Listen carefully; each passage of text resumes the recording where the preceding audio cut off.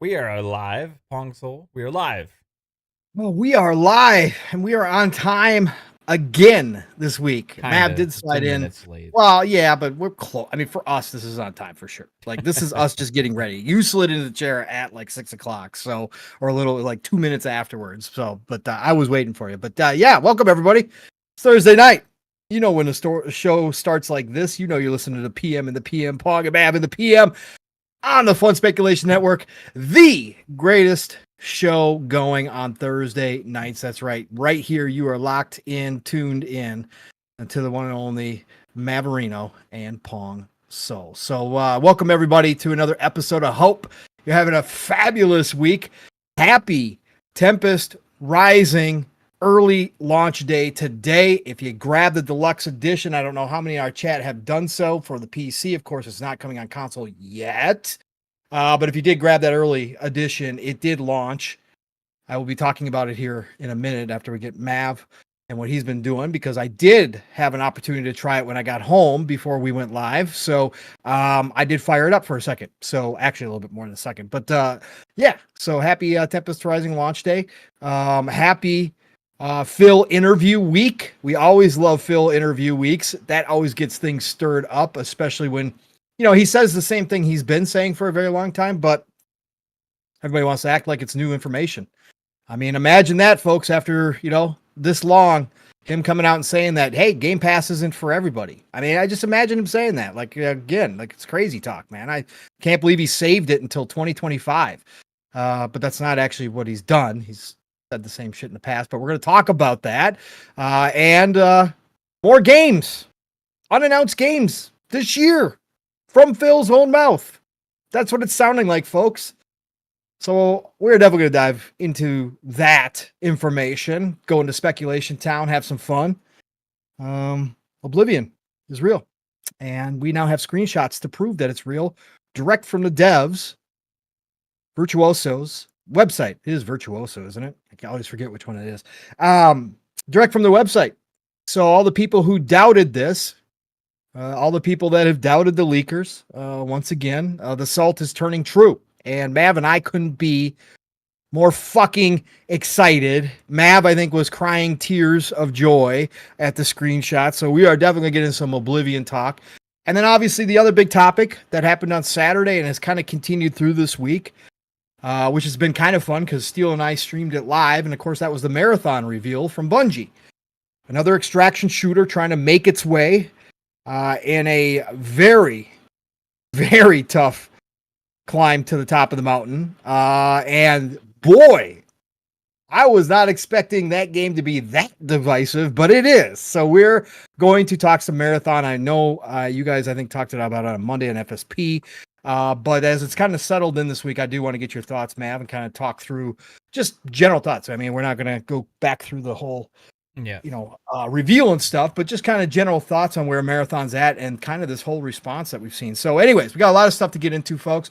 And we're gonna have a good show. We're gonna have a fun time tonight, as always on Thursday nights, catching up. But let's get to my co-host, the man who does own at least about 49.9% of this channel, as Caitlin probably does have the greater half or the greater share. Caitlin, Miss Caitlin, beautiful Miss Caitlin, thank you again for the wonderful thumbnail, as always. But the man, the myth, the legend himself, the man who is working in real life about triple time than he normally does, because it is that time of the season for his real life profession. So he is busting his ass. The one and only Fun Speculation, aka Mav. What is going on, brother? How's your week been? Have you actually gotten to do any kind of gaming, sir? I mean, a little bit at night, just like late night Yeah. stuff, but not too much, it's just been kind of real life, for a little while here. But yeah, I've been trying to keep up with what's going on. I did have time earlier today to hop on Boom's show, so that was cool. Oh, you did. Yes. Cool. So I was able to do that, and it was fun hanging out with him and Hargeet over there on his show, X Vlog Live. Very nice. On Thursdays. So kind of double duty today with podcasting. Busy work day also, so it's been kind of crazy with everything going on lately. But overall, man, yeah, it's been going good. I have not had a chance to get Tempest Rising yet. Yep. I am upset about it, disappointed in myself. But yeah, I'll definitely try and make some time for that this weekend. But yeah, man. So overall, everything's good. Gravy. A little bit more south of midnight here and there. More Okay. Very nice. Balatro. You know, a little bit of shadows. You know, just kind of a little bit Okay. of this and that. This last week. But yeah, it's like this week was also like news wise is like a lot about hey, some surprise stuff coming soon and more Mhm. announcements possibly on the horizon and all these other kind of things. So that's the kind of stuff I love. So yeah, it's been a fun week for gaming news, that's for sure. Anytime we get a Phil interview, it always That, sparks lots of yes, conversation, sir. regardless of what it is, even if it's just repeat stuff that they've said for years. It's like Uh-huh. Phil has spoken. What can we make? Uh, What kind of article Jesus. can we create about his words? And it's been a lot of Yeah. that. I kind of had a Yep. little bit of a rant earlier today on Boom Show actually about Okay. it. Okay. So we'll see if I've gotten all of that out of my system or if it comes back when we get around to that conversation. What about you, man? I like it, brother. Yeah, again, been ultra busy. However, again, I still find my couple hours of gaming or try to get in a couple hours or at least an hour a night before bed. And because it really does relax me and it just calms me down. So, still getting some gaming in. And first, I'll start with once again, because we are kind of in RTS mode, Age of Empires 4. Shout out to World's Edge. Shout out to Knights of the Cross and Rose expansion. The Templars are freaking amazing. I made a post about it. I'm just having a freaking blast playing the Templars like nonstop, controlling the battlefield with my fortresses, seeing how many fortresses I can get up and push the AI into corners so that they can't even come out with their armies because I have so many fortresses that they just get lit up instantaneously. And I just build out my army, Mav, as you and I both love to do. Yeah, And I just let them sit in the middle and continue to build them out. And then finally decide it's time to take them down yeah. and just walk in and annihilate their entire city. Yeah, It's so it's not much even fun, bro. about winning the match. It's about how much dominance can you Bro, actually show over yes. them and make them feel so small, you know, and you so Uh, big. And it's like you just like the back in the day in Command and Conquer, I would build walls around the last war truck and just yeah, like yeah, just leave like one building freaking and just amazing. Put like them on an island. yeah, until my computer just can't like process anything anymore because I have so much stuff everywhere, like have stuff all over the map, and it's like chugga, chugga, chugga, Uh, chugga, chugging my it's computer down yeah, to almost nothing. But it was like it was worth it just to see the glory of just amazing. look at this idiot here stuck in this wall. I did that to you. And I'm taking over the map. I'm out. There's no more resources anywhere. I'll wait until it comes back just so I can harvest some and build some more shit that I don't need. I love it, bro. That's the way it Yeah, is. They 100%. got a new map where it actually you can well, I mean you can make it any size you want to, but it actually what it does is got a whole open center, right? And then it's got like these mountain passes into these open areas, and there's 6 open areas. So it's perfect for three Yeah. on three battles, right? And then you have 2 off to the side that contain gold and stone, right? Tons of it. It's like the most beautiful map for that shit map. So I was doing a 3 on 3. Yeah. And then I built my fortresses all throughout the center and had the AI locked up into their little holes. They couldn't get out. They ran out of resources, right? So Mhm. they couldn't do shit. They tried to come out. They were literally the AI, like World's Edge has done a great job with AI. Like they were trying to hug the mountains to get around my fortresses to go get some resources, but I had my fortresses perfectly aligned, so they couldn't do that because the trebuchets can just freaking launch because you get those at the top of these fortresses. You can build them. So then they were just killing them as they were trying to get squeezing by. They were like trying to inch by and they could not even do it. It's freaking amazing, man. Freaking amazing. I absolutely love it. So shout out to World's Edge. Again, Age 4, all the ages are just playing so well right now. Age 2, again, just got their massive update and they're about to get an expansion for which I'll be getting in May with 5 new. Um,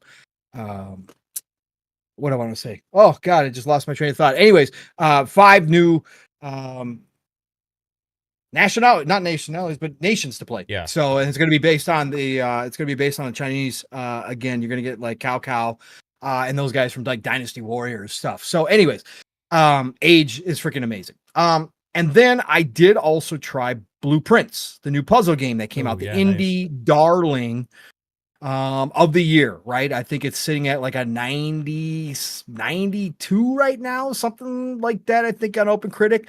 Blueprints. So I had to try this out because of course it's in Game Pass. Again, this is why I love Game Pass, right? I've been hearing all about this game. I do like puzzle games. I just don't have a lot of time right now. So I was like, am I gonna play this? It's kind of like Bellagio. It was in the same position that Bellagio was, and why I didn't play Bellagio right away.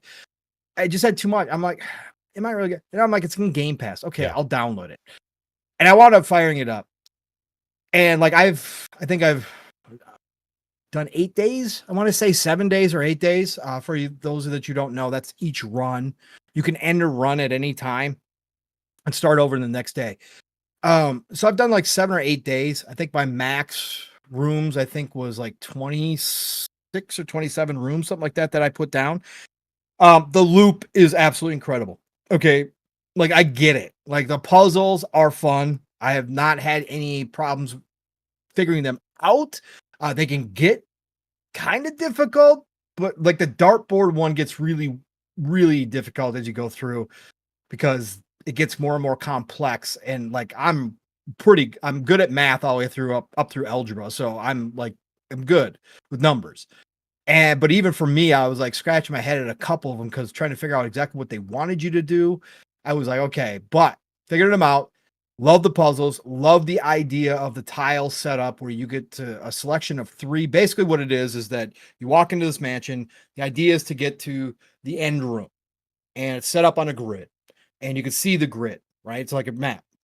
And each time you open up a door, you can choose one of 3 different rooms pops up randomly. Now, sometimes you can change them. You can, get new ones if you have certain items or abilities. And basically what you want to wind up doing is trying to find a way up to this final room.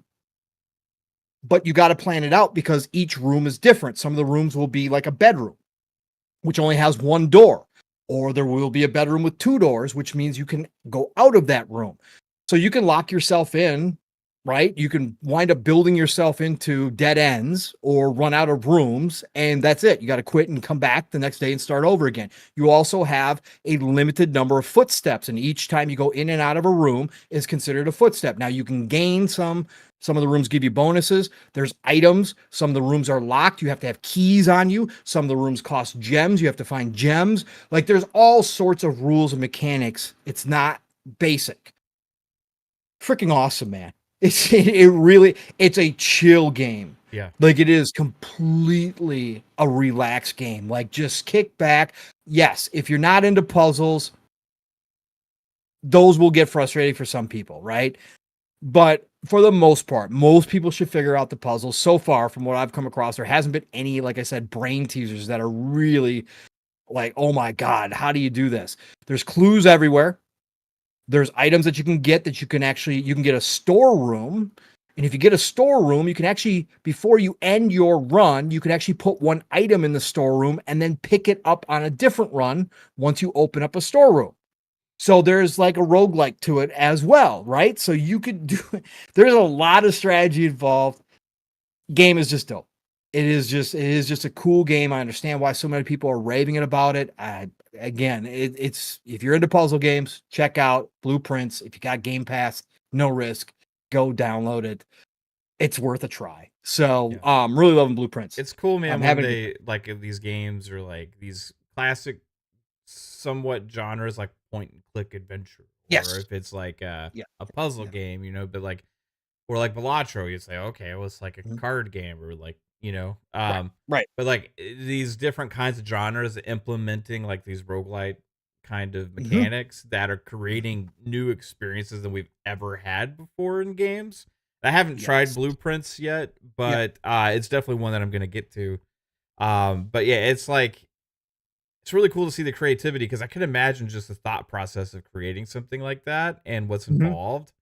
And to be able to make those kind of things, like with everything working and like have this kind of massive Right. puzzle that you're solving and actually have it be engaging and replayable and fun and like it's got to be so hard to do that, dude, like with those kind of mechanics, but you got to give props to whoever like has these ideas like, "Oh, I like those mechanics. I wonder how that would work in this kind of game." And then they take years to make it, you know? It's like yeah, it's really cool, man. You get a lot of creativity coming out of the indie game community the last few years. Vampire Survivors was one, you know, and you have Right. Balatro, now you have Blueprints, you know. Love And it, love to there's see it. one after another, man. The indie. That's why. Again, you don't have to be into indie games. Like I'm not gonna judge you if all you look forward to is AAA and the bigger stuff. I get it. Like the blockbuster movies, not everybody's into independent films either, right? When it comes to films, I will watch independent films, but I was never a big like, oh, I need to go see the latest French foreign film that came from this little director that I'd never heard of, right? I wasn't like that. I would enjoy one or two every once in a while. But for the most part, I like the big stuff, right? The double A stuff or the triple A stuff and above. So I totally get it when people say they're just not into it. But the because I'm into indie games and I do enjoy playing those, you're absolutely correct, man. Again, this is why the indies have always kind of pushed in a lot of ways the industry forward and continue to do so to this day because they can take chances like this and like you said go back to genres that are certainly have been done before, but they could take a risk and they could try a new way of doing it or try new mechanics and bring out a game and all of a sudden everybody's talking about it, right? Is it that's what matters. And then there might be a bigger studio who does a game like that down the road or has another studio that approaches them because they're a publisher and says, hey, we're going to do a game like this, it's kind of based upon blueprints or takes inspiration from blueprints. Well, that might be the winning ticket that gets them a deal with a bigger publisher who says, oh yeah, I remember blueprints did great, let me see what you got. Indie scene, double A scene still pushes this industry, and I love it, and I love to see these games coming out like this. And there's even we're going to see some smaller games, Mav. We're starting to see like Trench Tales. We might talk about Trench Tales. I got an update. That's from a solo dev, Mav, who's creating a game that looks AAA, Yeah. like legit looks AAA, right? And so we've got those players now too in the indie scene, which we've talked about because of the tools becoming so cheap. Because Unreal Engine 5 has become kind of the go-to, and it's available for indie devs to use the same engine as the big boys do. You got these devs creating crazy things out here now, both big and small. And I love this industry, and it's still healthy. That's why I say the industry might be contracting at this point. I think it is. Might grow a little bit smaller at the top, but the bottom, the indie scene, still healthy as hell, man. There's still a lot of people making a lot of games out here, and Mhm. Blueprints is one of them. So, yeah, great game. Go check it out. Um, got back into Warriors Abyss this week as well, Mav, having some great runs on Warrior Abyss. I made a post about that. Again, that's the Dynasty Warriors spin-off, right? The roguelike spin-off for Dynasty Warriors. It's just a dopamine hit, man. I had my best run so far. I almost wound up beating it. I still have not beaten it. I know some people are saying it gets easier or it gets easy once you figure it out. Maybe I suck because I'm old. Maybe I just don't have it like that anymore because gets pretty damn hectic. But it's so much fun when you get built up. And I almost beat it. And I was pretty pissed I didn't, but it was almost an hour-long run that I took. It's like 54 minutes. Uh, Great game. Great game. I'm having a blast with it. They are actually just came out and they are adding for free DLC an even tougher like a new game. It's not a new game plus because you can select any time, but a difficulty level that's going to add more challenge to it.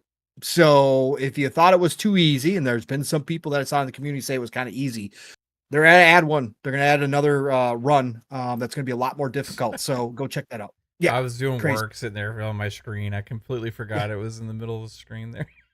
Are you serious? That's awesome. Yeah, my bad. Showing everybody your work. Yeah. Awesome. And then last but not least, just for a minute, Tempest Rising. I just fired it up again. Mav and I talked about when we played the demo. We played the early demo, the single player campaign demo that came out a while, like 2 months ago, 3 months ago, whatever it was, beginning of the year. Maybe it was the end of last year, beginning of this year. We both said that was enough for us. I didn't play any more of the demos that came out. Mav hasn't. We've talked about it multiple times on this show.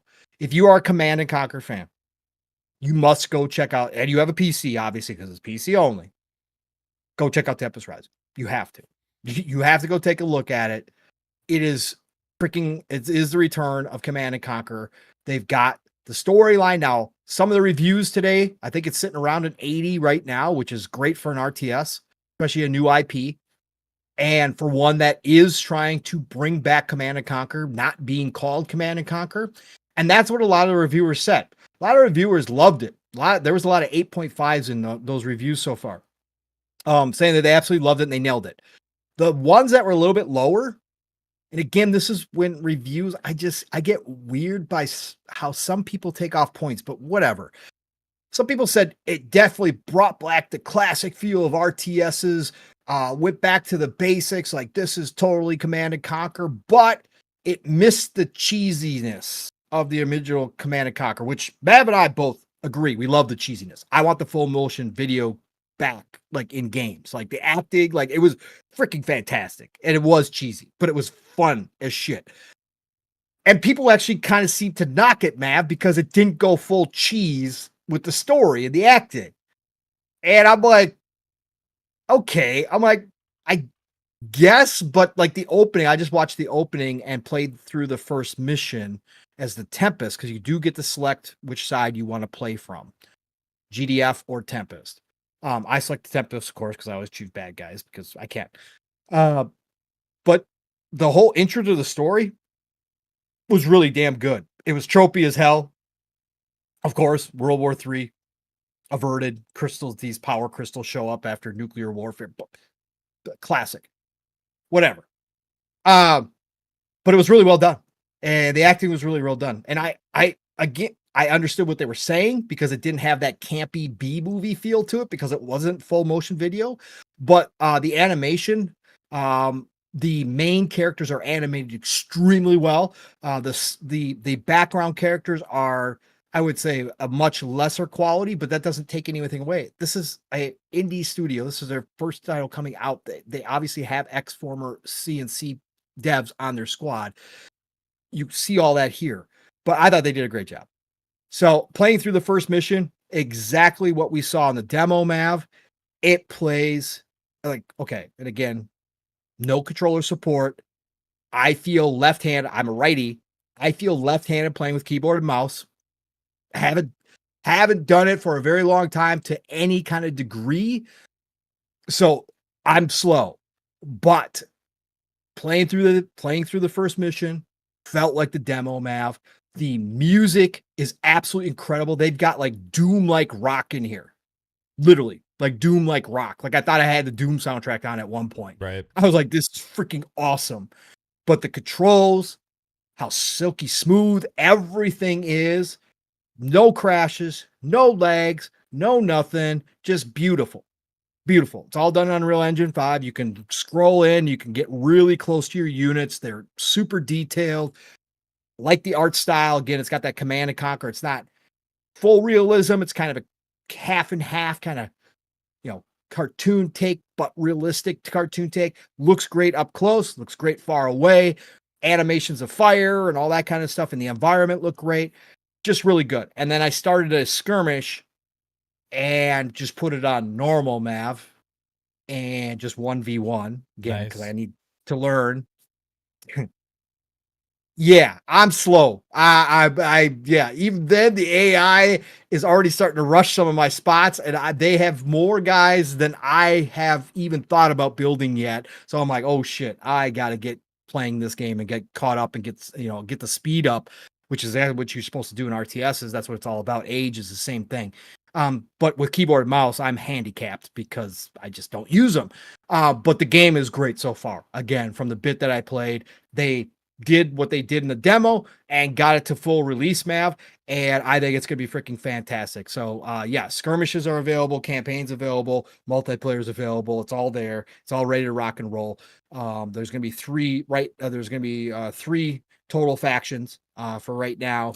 And shout out to Tempest Rising. Shout out to the entire dev team. I made a post about it. They already retweeted it. So that team is doing good. The deluxe package is $49.99, and I think the regular game, I think it was $49. Let me double check that real quick. I don't want to misspeak, but I think it's $39.99 for the regular game and $49.99 for the let me see here. Hold on. For the deluxe package, which is what I got. Yes, $49.99, $39.99. So $49.99 gets you to play 7 days early. Full launch is next week. So, anyways, loving Tempest Rising. If you're into RTSs, feel free to go pick it up and support the squad. We got a couple really good looking RTSs coming up this year as well. There's another team that's doing another CNC imitation one. It's a smaller team than this team, and theirs is looking really good too, though. So, anyways, go check it out. Loving it. Can't wait till Mab picks it up. Mab and I got to do some team ups, I'm sure. Play against some AI like we did in Age. We have to. I'm probably going to need him because, again, I'm so damn slow at this keyboard mouse shit for now. So, but yeah, loving it, man. Really good time. So, yeah, it's awesome, man. I'm glad you're liking it so far. Yeah. Command & Conquer's back, even if it's not in name. Correct. And again, all the reviewers, like even the low, yes, they nailed the CNC. Like that's what everybody said. Like it's obvious, but they did it and they pulled it off. So, looks great. Otherwise, yeah, Mav, we got a lot coming up. There's games galore coming out. I've got Lunar, the remastered collection coming out, which I'm picking up day one. Play Anywhere, by the way, everybody. So if you are an old school JRPG fan, you may remember Lunar. Lunar is one of my favorite series. I think it's personally underrated. A lot of people know about it, so I guess I can't say that it's that underrated. But when people start listing off JRPGs, Lunar doesn't usually show up right away. And so for me, it's one of the greats. It's one of the GOATs of all time. Sega CD version was freaking amazing. But the remaster version comes out in 2 days. I think it drops on or day now on Friday. Is it Friday? Yeah, I think so. But I was looking around because I'm like, where am I going to buy? I'm going to buy on Steam. Am I going to buy an Xbox? What am I going to do? Well, I made this post too, and Xbox retweeted me and actually responded to me as well. I went to Xbox store, and sure enough, it's Play Anywhere title. I'm like, oh, as Mav and I always talk about, problem solved. Okay, I get to play on my PC and my Xbox. Cool, done deal. So I will be picking up Lunar Remastered. You will be hearing me talk about that. And what else comes out next week? There's one more, Mav, that comes out next week, and I can't remember what it is. Claire Obscure? Claire Obscure. Yep, next week, Game Pass. Again, saving me money. This is how I'm buying games like Tempest Rising, Lunar Remastered, is because I don't have to purchase. If I had to purchase Claire Obscure, or if I had to have purchased, or I wouldn't have, but had I wanted to purchase like South of Midnight, I wouldn't be able to afford these other games. Again, people, this is the thing, man. We're going to talk about Gamecast because obviously Phil brought it up and everybody wants to talk about it again. But this is the thing. This is the benefit to me as a grazer. I get Claire Obscure next week, which is going to be big. Bro, the amount of games I've got in my mind right now, this is going to be nuts. But the fact that I don't have to worry about that, it's going to be Game Pass day and date. It just takes a whole load off of my budgeting for gaming. It's just a beautiful thing. Like I get the benefit. And you know, when they introduce Play Anywhere to a game like Lunar, I'm rewarding not only the dev, but Xbox, because I'm going to buy it through their store because of that fact. Because I'm not obviously the Steam only PC guy, right? Or girl. So I'm going to reward them for that. These are the benefits that, again, this ecosystem still brings that other ecosystems don't offer to any sort of this degree. Even now, Nintendo coming with the Switch 2, they're not offering anything close to this. We found out this week that Zelda is not going to offer cloud saves. We're in 2025, man. Come on. Anyways, this is why when people say, why would you ever still stick with Xbox? This is why. This is why. And you may disagree with me. You may say it's not the value that you want from an ecosystem. I get it. But for me and for people like Mav and for others, this is what it's about, man. And I love it. I can't talk enough about it. That's why I made a post. I rarely make an ad-like post about Xbox. I'm not one of those people. I rarely do it. But when I saw the Play Anywhere on Lunar, I had to say something, because it is one of those things that people just don't give it enough credit for, that they're pushing for it. Again, that might become insignificant if they pull off what they're trying to do with the next generation console. But for me to say that I get to buy one copy and play it on my PC and my Xbox, yeah, man, that's done deal. Decision's made. It's perfect, man. And Mav's got added value, right, Mav, because of the cloud game. Oh yeah, I use it all the time. You know, it's and what do they talk about this week, Mav? It's coming, right? It's coming out of beta or out of the they're gonna insider be program. Able to buy our games through it and all that, and like they're adding some kind of hub thing to. I didn't see all the details, but so they're making it to where you can access remote play from the browser based version too, which for me is cool because that's where I use the most. Yep. Yeah, so being able to buy your games, being able to, it's just like having it'll be just like having a console on your tablet. You know what I mean? Now the because you can either do the remote play or you can do the stream your own game feature, right? Correct. And we know there's more and more that are going to be added to that as well.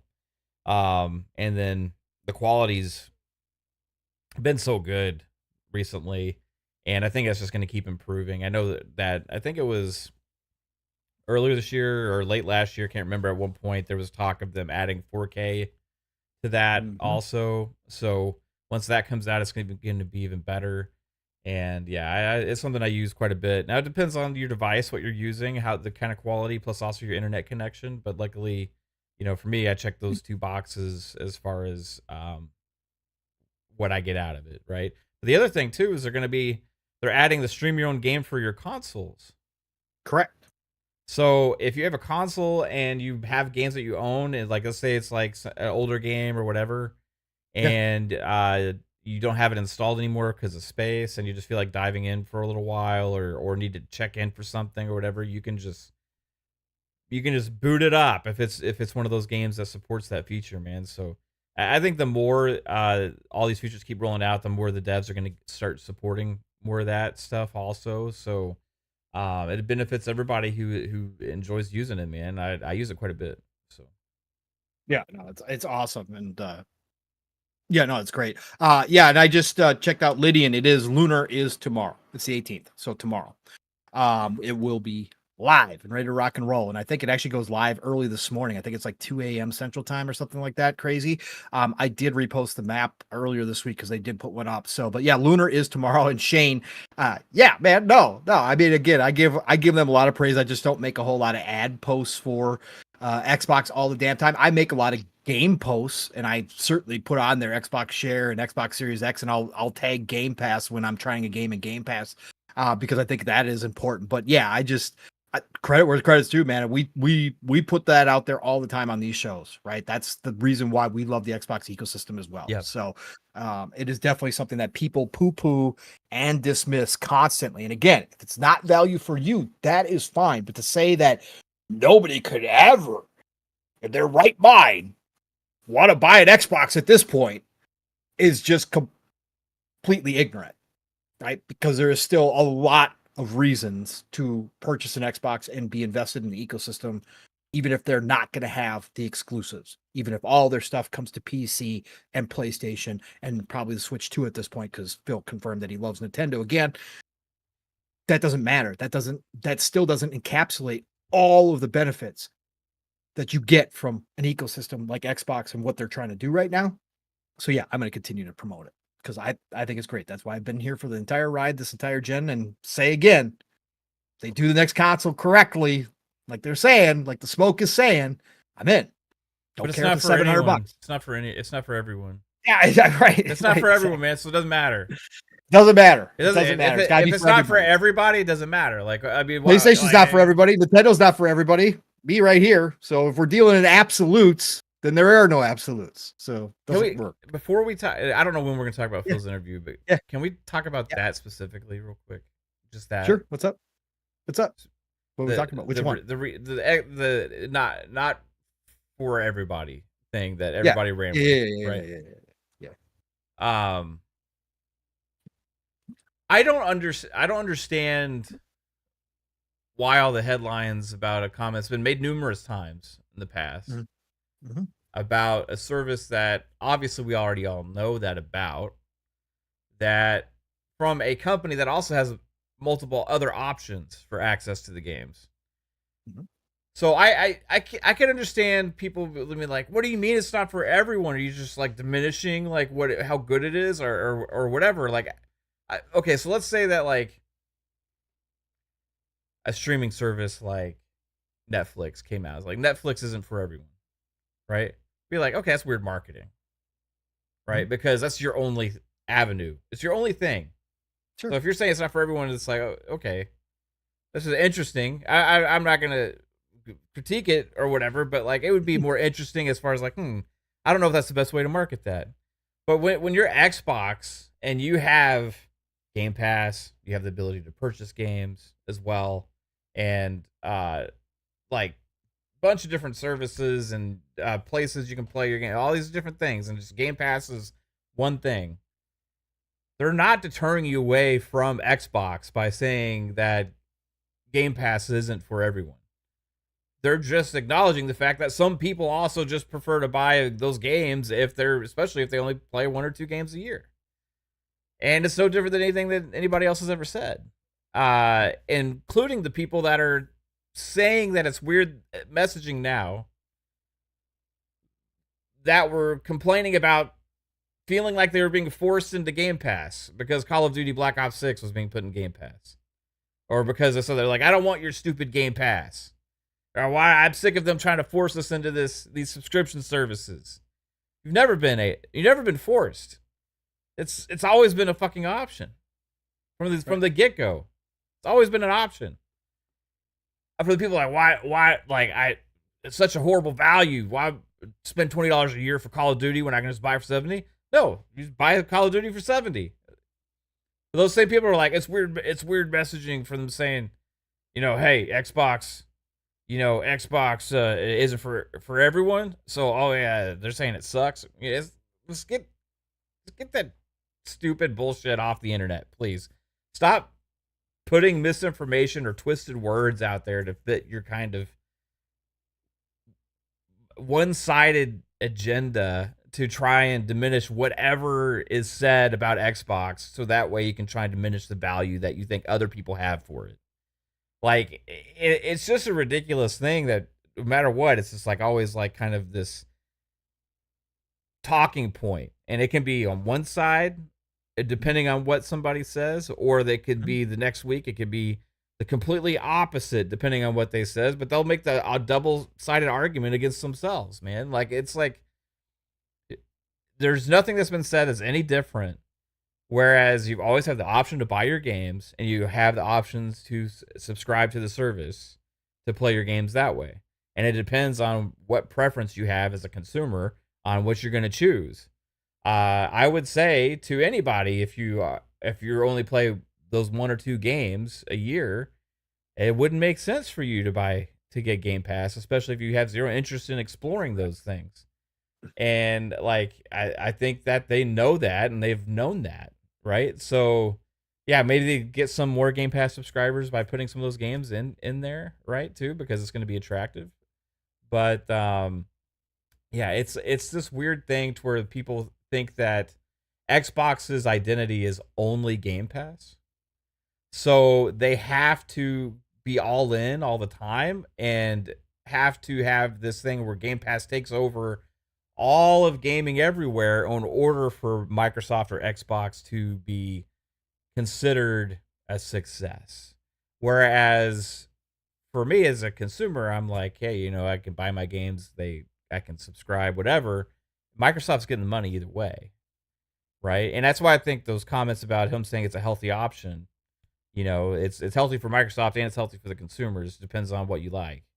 And for those of us that are like like me or you, Pong, that played tons of different kinds of games all the time, then it really benefits us. We're getting the most value, you know what I mean, Correct. out of something like Game Pass, right? As opposed to the people that may even play 3 or 4 games a year, right? Yeah, are they Right. still getting maybe value that is worth it? Yeah, potentially, depending on what games they're interested in and all that kind of stuff, right? But yeah, overall, it's always going to be up to the gamer and the consumer and what they want and their preferences, and that's the best thing about Xbox is that you have that option, right? So, like, it's never been about being forced to, or it's never been about it having to be one or the other. It's always just been about, hey, this is a service that we provide, and it's going to have amazing value to the customers, and we want as many subscribers as possible in that service. But we also want to sell as many games as possible too. So there's not a loser in that situation, you know. It's just an interesting thing to see the overall reaction the shocking like people. I can't believe Phil said this. You know, I'm like it's just interesting. Some of I will say that some of it still lingers from the beginning of the generation before they decided to do what they're doing. Right. And there was a time and point because we know, I mean, we saw the internals, right? Through the ABK deal, we saw the internal stuff. They had goals of hitting 100,000 subscribers in Game Pass. Oh yeah, right? yeah. I think we can all Yeah. agree they didn't necessarily hit where they No. it But would what I'm go. saying it was there was a time and point when Phil's never pushed Game Pass as the only option, right? That's Right. the one thing that still surprises me. Everybody thinks just because Game Pass was pushed very hard, right? It was like the main train they were trying to get going. They were trying to, in a lot of ways, become the Netflix of video games, right? They wanted that to happen. It would have mean massive success for Xbox and Microsoft had they been able to hit some of those big goals, right? Of Game Pass. It would have been gone from, well, it's sustainable and it's still profitable to we're never going back again levels, right? Had they gotten there, right? It would have been just this massive cash flow coming in that would have basically, paid everybody. Like it would have been great. So there was a time and point when that was the plan. Like the exclusives were going to push Game Pass, right? That they thought that they could turn more gamers into people like us, Mav, right? That's what they thought. And obviously the pandemic and COVID probably got them more excited because more people were staying home, people were trying more games because they had more time in the day. They saw those numbers ballooning, and so they did believe that they could do that. And they thought that they potentially could grab and hold on to a lot of those people who did turn into grazers in some capacity during COVID. But the reality was once the pandemic went away, everybody went back to real life. The gamers' habits for the most part also went back to normal again. And we became the very, very small portion that do graze, right? And that do the smaller portion that do graze, that don't buy just 1, 2, 3, or 4 games a year, but do wind up buying, a dozen plus games a year plus trying another 40, 50 games on Game Pass, right? We're a small minority. So I think there is some of that still lingers to this day that people, look at and go, oh, well, they've totally flip-flopped. Well, yeah, they changed their whole dynamic. They changed their whole business plan. Like they changed everything. So of course that isn't the same. But Phil has never, ever said Game Pass was the only way that he wanted people playing in the Xbox ecosystem. That was one of the biggest contention points that he had when people used to bring up Game Pass and bring up the sustainability. And he's like, yeah, but we're not the Netflix because you could still buy your games. You can't buy movies on Netflix, right? It's different. It's a totally different model from that aspect. We still have this whole store where you can go buy your games normal. We still have physical media. You can go buy it, right? We still have these consoles. Like this is not necessarily Netflix of gaming. So I think that from that standpoint, people are wrong in acting like this is the first time Phil's ever said this kind of stuff. No, but Phil's been straight up that not everybody was going to buy in to Game Pass. They wanted a bigger piece of the pie to buy in, but they've never claimed that everybody was going to buy into Game Pass. All right. That again, even us, certainly were out here because of we were such big believers in Game Pass. So I'll just speak for myself. I also believe that they could turn more people into grazers. I thought the amount of gamers out there that would want to be able to hop in a subscription service and try a bunch of new games was much larger than it obviously is, right? And so I was completely wrong. And I said that multiple times. I was completely wrong from the beginning of this generation because I totally thought Xbox had a shot. Totally thought they had a shot at hitting those big ass numbers. Really did, especially with the exclusives. Now, had the pandemic not happened, had they gotten games out sooner in this generation, first party titles, and had the ball gotten rolling, had they started firing on all cylinders and gotten this lineup that we're now seeing now, Mav, out the door earlier this generation, is it possible they might have picked up some more people? It's possible. If they were still playing that game of exclusivity, it's possible that they could have actually done something, but we'll never know. That's neither here nor there. It is what it is. So right now, we just get these interviews from Phil that get people all wound up. Like he's never said this stuff before when he's been saying the same thing over and over again for years. And it is wild to watch. It's just that people love to jump on his words. Again, he's played the CEO game many times, talked about it many times. Phil is a master at CEO speak. Okay, he said many things. Yeah. And not said things. So, but when it's come to Game Pass and what it's supposed to be for Xbox, he's been very consistent on what that was going to be. He has. He really has. It's just that their whole business plan now changed. So it's a different outlook now. But anyways, yeah, no, I agree with you, Mav. Again, I saw the people starting that shit again. I was like, what? Why? What does it matter at this point? What does it matter? Again, it's obviously not for everybody. And Xbox didn't put all their eggs in that basket. They're still selling their games everywhere. And now they're just putting them everywhere more. So that's obviously the case that Game Pass isn't for everybody. Otherwise, they wouldn't be doing this right now. Right. So yeah, if it was for everybody, they wouldn't even have a purchase option. No. You know what I mean? It's Netflix. Like, they'd be like, you want to play our games? Subscribe. Right. Netflix is the same thing. You want to watch our shows? Subscribe. No, they don't do that shit. No. Anyways, good conversations to start out the show, brother. Let's get to the chat real quick because we got a lot of freaking amazing people joining us tonight. We got over 100 of you in here on a Thursday night. Listen to two dudes just bullshit about the industry. We love you guys for doing it. So thank you all for being here again. Nothing but love and respect and support for the support. Not only for us here, but all the shows that you guys show up to. Again, I see your names constantly everywhere, right? So appreciate you all. Poison, Maniacs in the house. What's going on, Poison? Gamers, Unfiltered is in here. What's going on, Spooky? Great to see you, brother. Who else we got in here? We got Wacko Games in the house. What's up, Wacko Games? We got the Buzz in the house. Wacko Games, by this way, said MS can't lose. If Game Pass dies, they would get the $70. Game Pass takes off, they get the 100 million subs. Exactly. That's the position they were in, right? And now they have a solid base that makes a lot of income for them through Game Pass still, enough to support it because they're not stopping dealing right now, right? They're going to raise the price on us. I do believe that that's coming 100%. Like shortly. PlayStation's already doing all their price raising. We're going to see Xbox do it. But the base that's there, the 30 million, 35 million subs that are consistent is very healthy for that service. And that's why they keep making deals with third parties and continue to put all their first party titles in there. So again, I think it's a nice number to have that they can carry forward. And I think a lot of people, and again, they say they're still growing on the PC side of things as well. So if they can get the PC side boosted a little bit more, again, it's never going to be Steam. Nobody's saying they're going to beat Steam. It's never going to freaking happen, okay? But the point being is if they can boost the PC side too, well, now you get a little bit bigger piece of the pie. But it's obviously valuable to them because they keep supporting it. Who else? We got Cyber Gunter. What's up, Cyber Gunter? Where's Sarah Bond?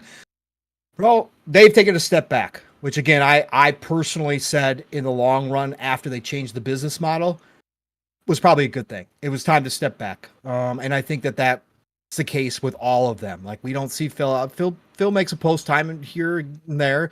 But Sarah, she needed to take a step back. I think all of them, I think it's good. I think it's good for the company. And obviously she's probably neck deep in next gen with the consoles, with the, you know, with the forward compatibility, with all the stuff. She quadrupled down on the biggest generational leap in tech. So they got something big planned, and I'm sure she's neck deep in that shit right now with a handheld and a console. But yeah, Cyber, she's definitely not been, none of them. It hasn't been the same Xbox out in the socials as it once was. But I think it's a good thing. Who else is in here? We got Marsh. What's going on, Marsh? Great to see you. Gamers don't want AA new games; they want bangers. AAA game of the year worthy. A percentage, yes, absolutely, Marsh. Again, a percentage of people, that's all they care about, and that is very true. And again, that's nothing that I don't think any of us have denied ever. There is a percentage of gamers that's all they want, right? And that's cool. If that's all you like, okay, so be it. But even the casuals don't give a shit about those AAA Game of the Year bangers. And that's why the sales numbers for those AAA Game of the Year bangers outside of Nintendo usually aren't the greatest, right? Spider-Man, 20 million plus 25 million, whatever it was, wound up being, I think it might have hit 30 for the first one. Great, fantastic, right? But you just look at the sequels, nowhere's near, right? You look at Astrobot, it's Game of the Year. Quality? No. So again, even the casuals don't care about that because the casuals are playing Madden, the casuals are playing Call of Duty, the casuals are playing Fortnite, the casuals are playing what their friends are playing. So they buy, you know, the PlayStation or the Nintendo because they're the cool kids in the club. But outside of that, yeah, no. There's just a group of enthusiasts who, yes, only want the AAA game of the year quality specials, and that's fine. But I don't think we're getting AA from Xbox. I think we are getting AAA. Might not be game of the year stuff, but we are getting AAA stuff. So, and I mean, I would argue that some Indiana of it Jones could have won Game of yeah, the no, Year obviously. last year Yeah. if it was, Yes. you know. So that I think they have Game of the Year quality stuff. Like Forza Horizon 5 could have been Game of the Year. Like, oh yeah, like it's just it just depends on the year, right? Yeah, I'm just saying, you know, overall, when you think again, a lot of that has to do with just the Keeleys. And that's the unfortunate part, because if you go look at the other award shows, Microsoft's taken home quite a bit of hardware for some of their games. It's just people just only think of the Keeleys, and that's all they think about, right? So it's one of those things too. But I get what you're saying, Marsh, for sure. Shane G, of course, is it now? Shane G, thank you, brother. Appreciate you being here. And who else we got here? We got Dark Zone 2025. What's going on, Dark Zone? Great to see you as well. And he goes, no one ever talks about the fact that you can buy games that are in Game Pass at a discount. Yeah, it's another benefit. We used to talk about that all the time about the discounts, right? Nobody counts that. When I picked up Age of Empires 4, when I picked up the DLC, I got 15% off. Yeah. Right? Nobody Nobody talks talks about the about added value of the cloud gaming either, man. Like it's yeah, that's going to start being talked about more as people try it and it gets more used, especially like, I think as like GeForce Now proves that cloud gaming can be really well done. Right. I think that will help Xbox's side, especially if they're going to go back and they're going to drop new tech in there and they're going to bring theirs up to speed, Mav. I think you'll start hearing about that cloud gaming benefit more and more as people try. It's been improving a lot, but like the main thing is like, if you look at it as far as value, like if you compare it to something like GeForce Now or Luna, right? I mean, those are services that charge just for the ability to stream games primarily, right? And where Xbox has a whole streaming service built on everything else that they're delivering with Game Pass, you know? Right. So plus you get the discounts and all that other kind of stuff. So yeah, it's just like overall, like EA plays in there too. Yeah, it just overall encompasses like a lot of different things for the value. It's as amazing as it is to have the Game Pass, the games day and date, right? Because that's the premium best thing about Ultimate for me. On top of that, you have all these other things that just enhance your accessibility experience, ability to buy games, all these other kind of things. So for me, it's like for me, it's a necessity to have Game Pass. Yeah, it's just like I would be killing myself if I didn't have it, because it's like I would just be punishing myself. Right. We don't bring up EA Play all the time, but again, that's been in there like forever, and it doesn't. I don't know if they signed a new deal or whatever, but like that again, I got college football. Like yeah, you got to hold off on your FOMO, right? But I got college football 25. I didn't buy it. I played the 10-hour trial, and that was it. And then I held off, and now I got college football, and I get to go back and play my Road to Glory. right? Because I don't care about the online stuff, but I get college football without ever spending a dime outside of my Game Pass Ultimate subscription. That's another game. For people who held out on Dragon Age Veilguard, that's going to be dropping in there in the next couple months, very shortly, right? That's going to be in there for anybody who wanted to go play Dragon Age but held off for whatever the reasons, reviews, or you just didn't have the money or whatever. That's going to be another game in there. Like, these are the things that people don't think about, and it's crazy. Again, that's why I thought at the beginning of the generation that more people would become grazers, because the amount of quality games and the amount of games, period, that are in there is insane for the money that you spend if you try them and play them. And for me, again, I can't have it. I can't be without it either, man. Just like you said, it's a must for me. Who else we got here? We got the BT Maverick 707. What's going on, BT? Great to see you, brother. He said it's actually still steadily growing. Should be close to 40 or over a million subscribers by now. Again, they're not announcing these numbers anymore, which leads me to believe that it's slowed down, but it's certainly possible. Again, BT, the PC side is still growing. Like, they were very happy with the PC side for sure. So that is still a fertile ground that they can gain more. And that's what I was talking about. I think you could be right. I don't know if you're right, like right now, but I think over the next year or so, we could start. Maybe we do get an update where they say they're at 40 million. Maybe they are. Maybe they are right now. Again, they continue to invest in it. So all signs say that they're happy with it, because I don't think the money people would be letting Phil continue to invest in Game Pass if they were thinking that it wasn't doing enough. Like, it's still a moneymaker for them. It might not be what they thought it was going to be, but it's still a moneymaker for them. So I think we're good. I think we're in a good spot with Game Pass right now. Talos Ray, what's going on, Talos? Great to see you in here, brother, as always. We got the Mac 22 TH54. What's going on, Mac? Great to see you. Thank you dropping in here. Who else we got in here? We got Satanist. What's going on, Satanist? It is Game Pass ruined my life. You can certainly get a lot of gaming in there. Scorpio, what's going on? Scorpio says, I blame Game Pass, quote unquote. Yeah, there's, blame the Series S and Game Pass for everything. Why not? And 3-bit.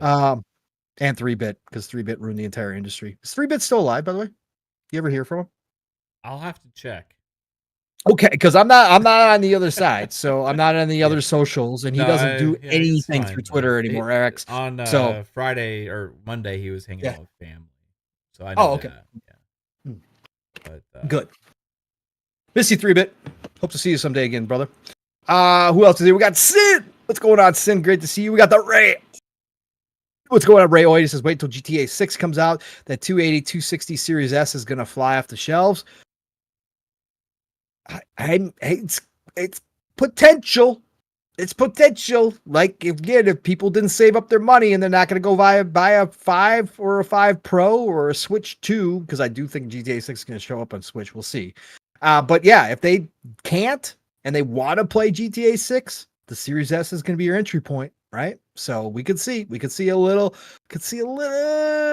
kind of surge for sure. Who else is in here? Lydian Master. What's going on, brother? Great to see you. Who else? Dr. Dingle Nuts in the house. What's going on, Doctor? Great to see you, brother. We got the one and only, the brother from another, the man on a mission, the one and only Steel Rain. He has been chopping it up on X. He's been getting into it with Destin. Shout out to Destin.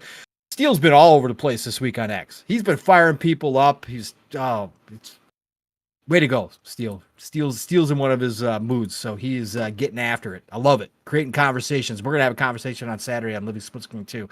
Miss you, brother. Great to see you. Nate Dog is in the house. What's going on, Nate Dog? Nate just shows up and says, "Gooner." Okay. Cool.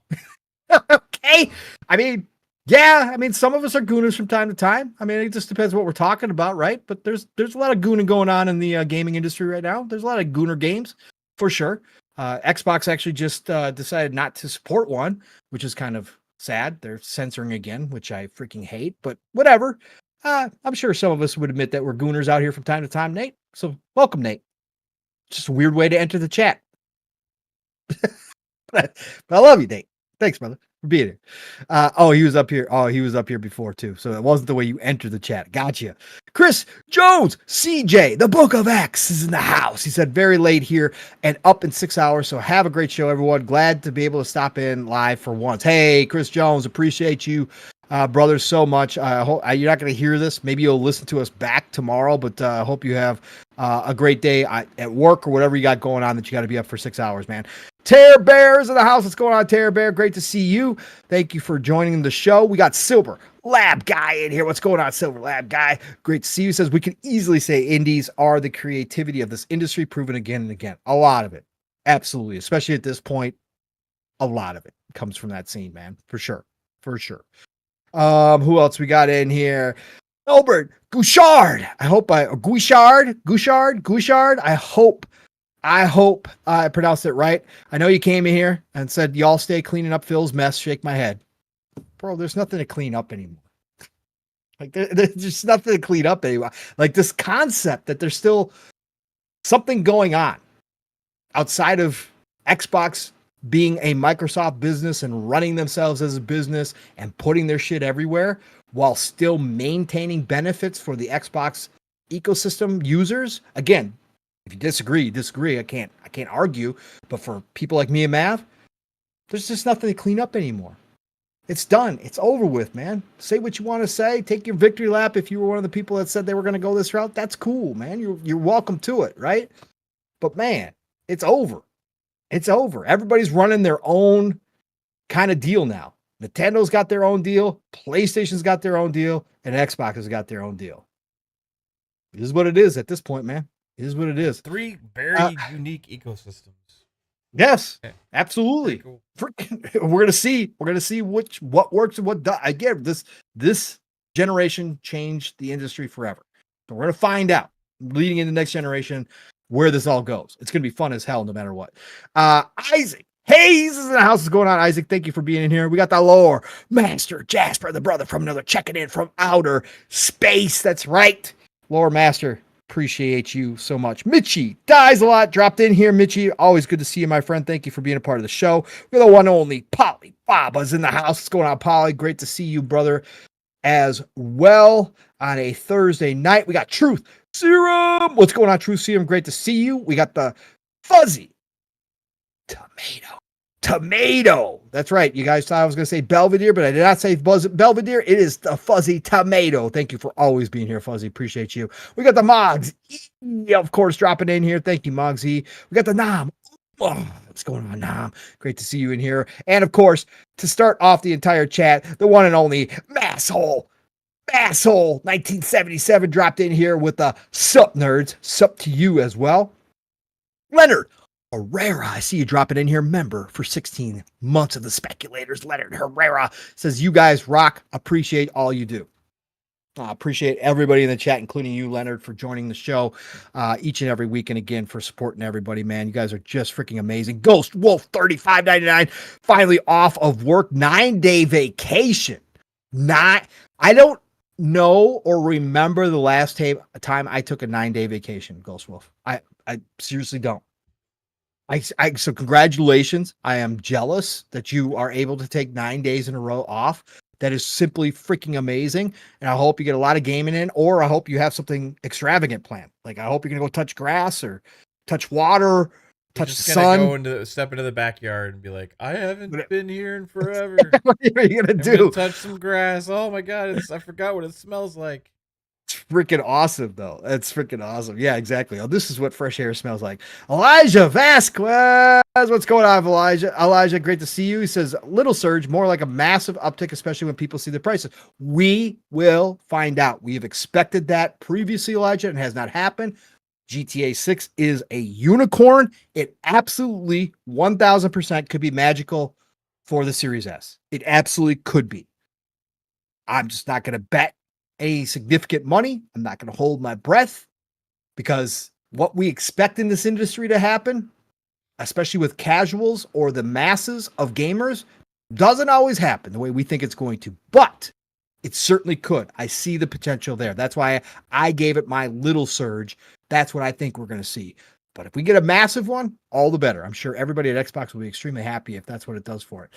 Michael Fire is in here. What's going on, Michael Fire? Great to see you. Appreciate it. Your Wicked Hot is in here as well. Great to see you in here. You're Wicked Hot. Andrew Doyle, what's going on? It says business is business and stocks are stocks. Love it. Yep, they all do. Game On Jesse dropped in here. Thank you, Game On Jesse. MS Mix Indie, Double A, and Triple A. They've got the whole slate. We've talked about that. That's the other thing that we've talked about consistently, no matter what, throughout all of this, is we love the diversity of Xbox's studios.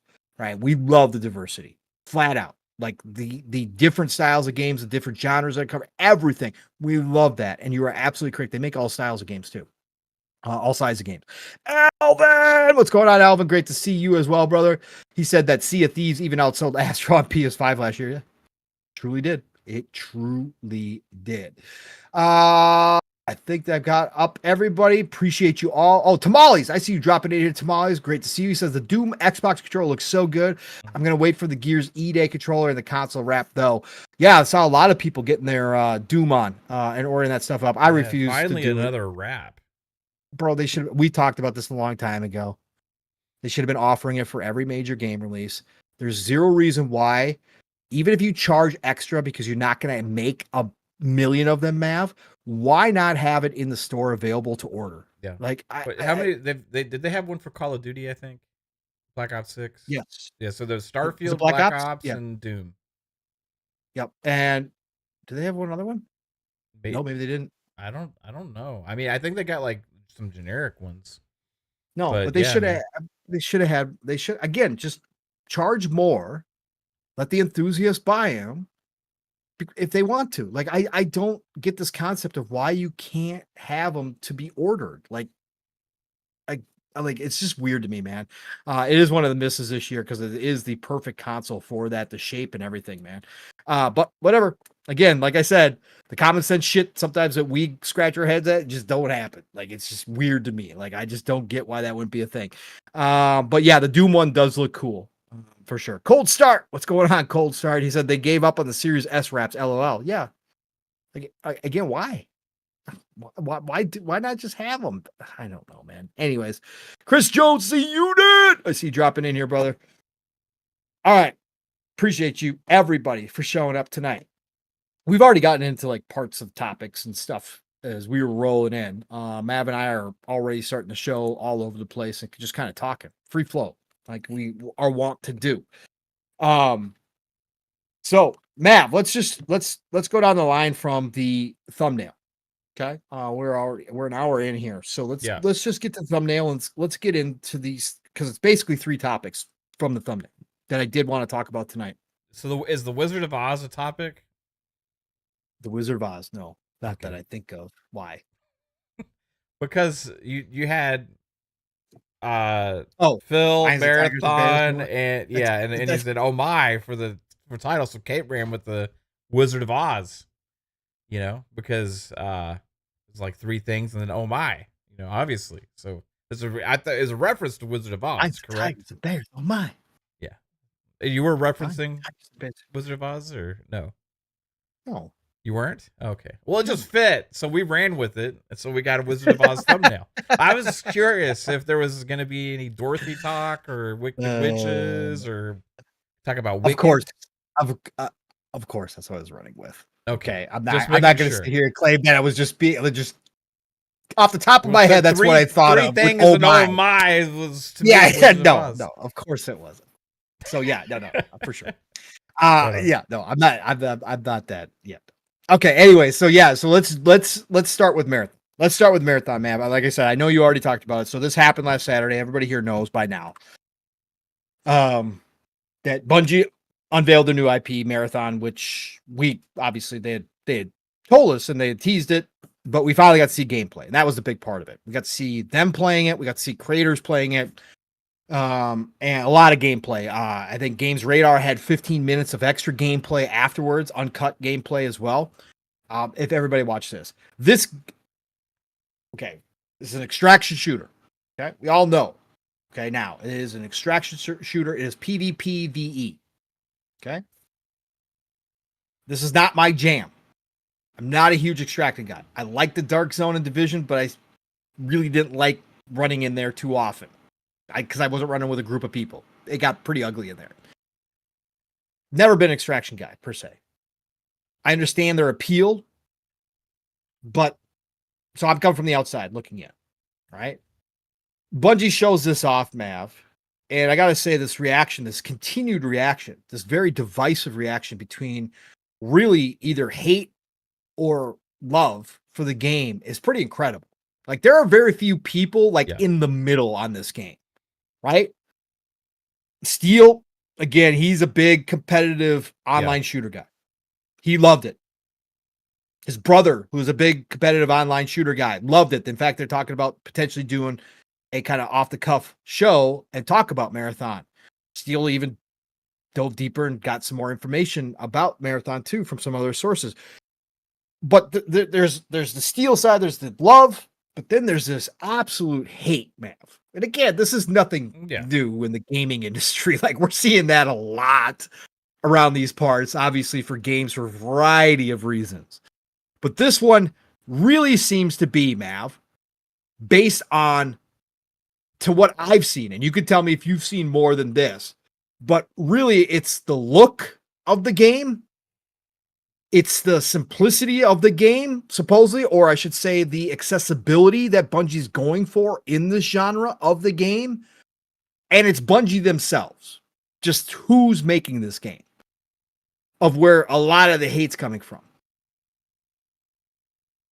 Like, for me, I'm going to start with me, and then I'm going to get your thoughts here, Mav, on what because you've played more competitive shooters than I have. You've been in that scene. Not that you're the biggest extraction guy either, but you definitely played more competitively than I have in a lot of different games. Again, I've certainly played my fair share of first-person shooters. Certainly played multiplayer, but never highly competitive. For me, I actually was super impressed with most of what I saw. I love the art direction. I understand why the art direction itself has divided people. When I first saw it, I knew that was going to be the case. I think it's a little extreme when people say it's the Roblox extraction shooter or it's, Minecraft extraction shooter. That's stupid. Okay. It is actually a very specific type of art style that they're going for. And the art director, I think his name is David Cross. Correct me if I'm wrong. Just remember that off the top of my head. Sometimes the old brain works, sometimes it doesn't. But he went for something very specific. It's a minimalistic sci-fi look that really, for me, catches the eye. And I love it. I love the colors. I love how the colors jump off the page. I'm not the biggest guy on bright colors everywhere, but the way that it works in a sci-fi game like this, I think he pulled it off. I think they pulled it off correctly in the balance. I found it to be extremely appealing. And again, going to be in the eye of the beholder. I'm not here to argue. Art is subjective completely. As far as the gameplay goes, as somebody who will try this game, although, again, that's going to be dependent upon cost, because if this is a $40 game for 3 maps and 4 characters out the gate, and they really don't have a roadmap, according to this week, they're still working on the roadmap, which is weird and not great confidence booster at all. I'm not going to spend $40 to try this game because I'm not an extraction shooter guy. I don't think I'll stick with it. I would love to make some runs with Mav, with Steel, with the family. Love to make some runs, try it out. I thought this thing was going to be free to play or maybe $20. Okay, if it's $20 and it came with a battle pass, I'd probably do it. But just from the gunplay itself, it's Bungie gunplay. So I played a lot of Destiny PvP back in the day, Destiny 1. Destiny 2, I did play some, dropped off fairly early in Destiny 2's life. I love Bungie gunplay. I really do. And I thought that showed up in this. I thought that it looked great. I thought the dumbing down of the extraction shooter can be a problem. Making it accessible. Extraction shooters are supposed to be strategic. Extraction shooters, that's why extraction shooters that are extremely popular, like Tarkov, are that popular because they are strategic. Because you do get a group of hardcore players that play that game religiously. When you make it accessible, you certainly make it more inviting for more people, which is great because you're going to need more people to survive these days. But I do think you lose the edge that keeps people around. Now, there's not saying that that's going to happen here because we haven't played it. None of us has tried it out. Maybe it's a great game play loop, like a lot of the creators said it was. Again, you got to take the creators that are getting to try this stuff out with a grain of salt. They're obviously being handpicked by Bungie to try out their game, to promote their game. Always take it with a grain of salt. But I personally thought it was good looking, and I thought the gunplay looked great, and I thought that the overall kind of what they were setting up with the mission runs and that kind of stuff was cool, and I was okay with it. The inventory system, got to see how that's going to work on a controller. You know, I had questions like that, but I thought it was a really good first impression for me personally. The movie that they attached, or the CGI story intro that they attached to the game. And I forget the director. Mav, do you know the director offhand? Do you know his name? No idea. I didn't okay. even know see that they said. And I saw you tweet about this, Mav, so I know you'll bring it up. But that movie to me was one of the most interesting movie introductions to a storyline for a shooter that I've seen in a very fucking long time. Now, I understand why not everybody's going to like it, but I was absolutely engaged with it. I was 100% captured by what was going on the screen during the storytelling. Like it was weird. It almost had, I mean, it had so many things going for it. And I thought it was freaking awesome. Okay. I thought that the character design, some people are claiming that it falls in line with Concord.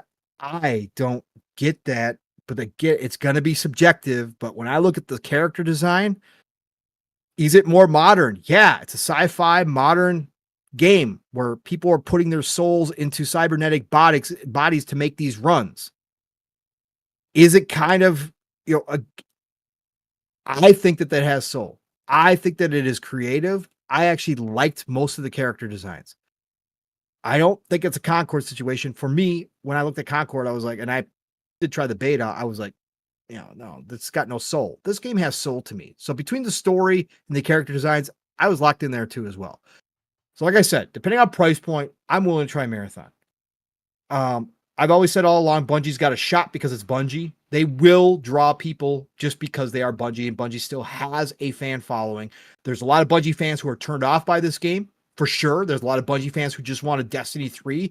Saw that nonstop being said as well. Just give us Destiny 3. Why are you doing this bullshit? Nobody asked for the extraction shooter. But I still think that there's a shot with Bungie that they do have enough goodness within this game that once more people start to get to try it, that it does build its own kind of hype train around it and can draw enough people in. Do I think this is going to be wildly successful?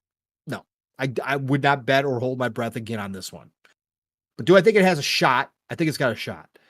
Those are my initial impressions on MAarathon. I thought the show was interesting this week, Matt, because of the talking points around this. Because there is some real just fucking hate, like legit. Yeah. Like this is just shit. And I'm looking at it, I'm going, like they could have just made a game that looks like every other fucking extraction shooter out there, but they actually tried to do something to grab people's attentions. And like whether or not it's for you or that you like it, I still like the idea that Bungie kind of went outside of their norm and really like gave it a unique look and feel that no other extraction shooter right now on the market has. Like it stands out to me. Like that's for me. So, but I just thought it was really interesting this week. Mav, where are you at? I know you've talked about it already, but now it's kind of settled in and, kind of seen the conversations back and forth. Where are you at with MAarathon? I saw your tweet, so I kind of got an impression of where you're at, but what do you think? Is it all going to come down to price point for you with this game, Mav? Or is there enough interest where you would jump in just to experience it, even if ultimately it didn't wind up being something that, held your attention for very long, but you do think that there might be something there that's going to, really click with you? Yeah, what do you think about that? I think it's one I'm just going to pay attention to a lot and listen to the feedback, from people. If the price tag is cheap enough, I might decide to just go ahead and try it right away. But if it's in the 40, 50 whatever dollar range, I might wait a couple days to see how much like oh, this is awesomeness there is about it out there from for people in the community and stuff. But like overall, the game, like I I just was like, hey, this is awesome. I was really into the cinematic trailer, and then I saw the game, and it was like, okay, cool. Like it didn't scream something that was like, this is new. This has never been done before. This is Bungie's next big thing. It just looked like, hey, this is another, first person shooter, it could have been a new double A studio making their first game, and I would have believed it, you know. I thought the color scheme was fine. I didn't have any issues with that. The gunplay looked fine. I wasn't as into like Bungie's to the Destiny PvP. I could never really get into it. I just didn't really um like the competitiveness of it. It didn't feel as competitive as I wanted it to. Um but I did like Destiny, like the Destiny 1 especially. I liked the first campaign. Like I liked playing through that, and I always wanted more of that, but I didn't want to deal with all the other stuff. And then I just didn't end up getting back into it, right? But at some point maybe I'll go back and kind of try and replay some of that stuff. But yeah, it was like for me, it was like, okay, cool, something to try. I think I think where the game might shine is actually with the PvE stuff, because the enemy design will be fun and engaging, I believe, because Bungie's really good at making enemies that are fun to play against, like for as far as AI enemies. And whereas maybe other extraction shooters out there aren't going to be on that same level when it comes to the PvE aspect of it. The PvE, the PvP, we already know the gunplay is going to be solid for sure because it's Bungie as well. Um, and the maps look like they're probably going to be pretty fun and cool. But the one thing, it just didn't like stand out as like super like, oh shit, Bungie's the only ones that can do this. You know what I mean? And I think that's kind of what was missing a little Agreed. bit. Yeah. Because I mean, we see these other shooters that keep getting announced or coming out from new teams or all these different people, and it's like, oh, they all look awesome. Some of them, I think, we could argue maybe even look better than a game like Marathon, right? As far as like production of the maps and the way that just the game looks overall as when you're in game, right? So for me, that was like a little interesting, a little disappointing compared to like if you look back in the day when like they were making the Halo games, right? Nothing looked as good as those back on Right. in those days, Yeah. when Destiny came out, it was like, whoa, what is this? Like originally for a lot of people. And so they've kind of settled into like, hey, all these games are, I don't know if there's a ceiling or what, but like whenever Bungie has that next big thing, I think a lot of people kind of expect to be wowed. Yeah. And I think that's overall what was missing, from it for many people. But ultimately, it's going to come down to how fun and engaging and like addicting the gameplay is, and Yeah. nobody will be able to tell that until the game releases or close to launch, and maybe the open betas come out and stuff like that. When people start really getting more of their hands on it, then we'll know like, okay, this is got some juice, and everybody keeps talking about it. Like, oh, you got to play Marathon. Oh, it's the next shit. Then at that time, yeah, like we'll see how it builds up, and it'll either kind of fizzle out over time or it'll take off. I think. The one thing I know that's different than a lot of these other games that come out is people will give it a chance because it's Bungie. Mhm. So just that name alone, then the hype that that brings, and knowing their pedigree and the games that they've made in the past, and people that have been itching for new stuff since Destiny and everything like that, are gonna be like, okay, yeah, I'm gonna do Marathon. I'm gonna give it a shot, because it's like their next thing. And whether it has a staying power, time will tell. But it's gonna have definitely a way better chance than obviously anything like Concord, or something like that. This is not gonna be a Concord, but it'll be something that maybe has its ups and downs over time, or it'll be something that either takes off or it'll be something that slowly fizzles out. But it's not going to be like I don't think it'll be a disaster. I could be wrong. Um, but yeah, it's interesting. The one thing nobody can really say anything about a game like this until they actually played it. Um, and my other disappointment, and this is just a thing, is it's not necessarily reflective of this game specifically, Sure. but I had the same thing with Rocksteady originally. I judged Suicide Squad for what it was, right, which I Right. loved. Right. Right. But when I first had the reveal of Suicide Squad, it was like, oh, like it's not what I would hope for my next Right. Rocksteady game. And I think Correct. part of that too for me is like this isn't necessarily what I would hope for my next Bungie game, right? Because Sure. A Bungie lot to of people think me that. is more than just multiplayer, right? And yeah, this Oh yeah. is a living world kind of thing where you can have the updates and the seasons and all, and Mhm. the story will evolve over time. I think there'll be a part of it that kind of is going to be important to see how that plays out, But as intriguing as that cinematic trailer was, how awesome it was, how they developed the Mhm. kind of history of this world and the characters that were in it and made me care and be interested in these robot characters and their history and what they're doing and what they're going to have to do as much as that trailer got me interested in that world, seeing the gameplay of it made me as disinterested in it.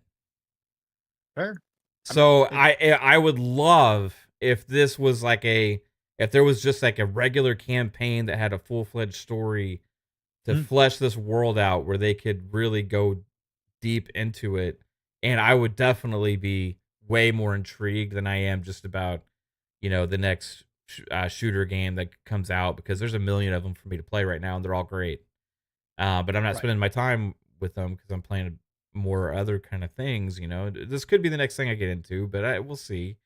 Mm. Um, yeah, I just man, that cinematic trailer was so cool, dude. I'm with you on that. Like that Yeah. was one of the best. That was like one of the best like world just in general like introduction of a universe and world and story and characters that Right. I've seen to make you like curious about it, to make you Right.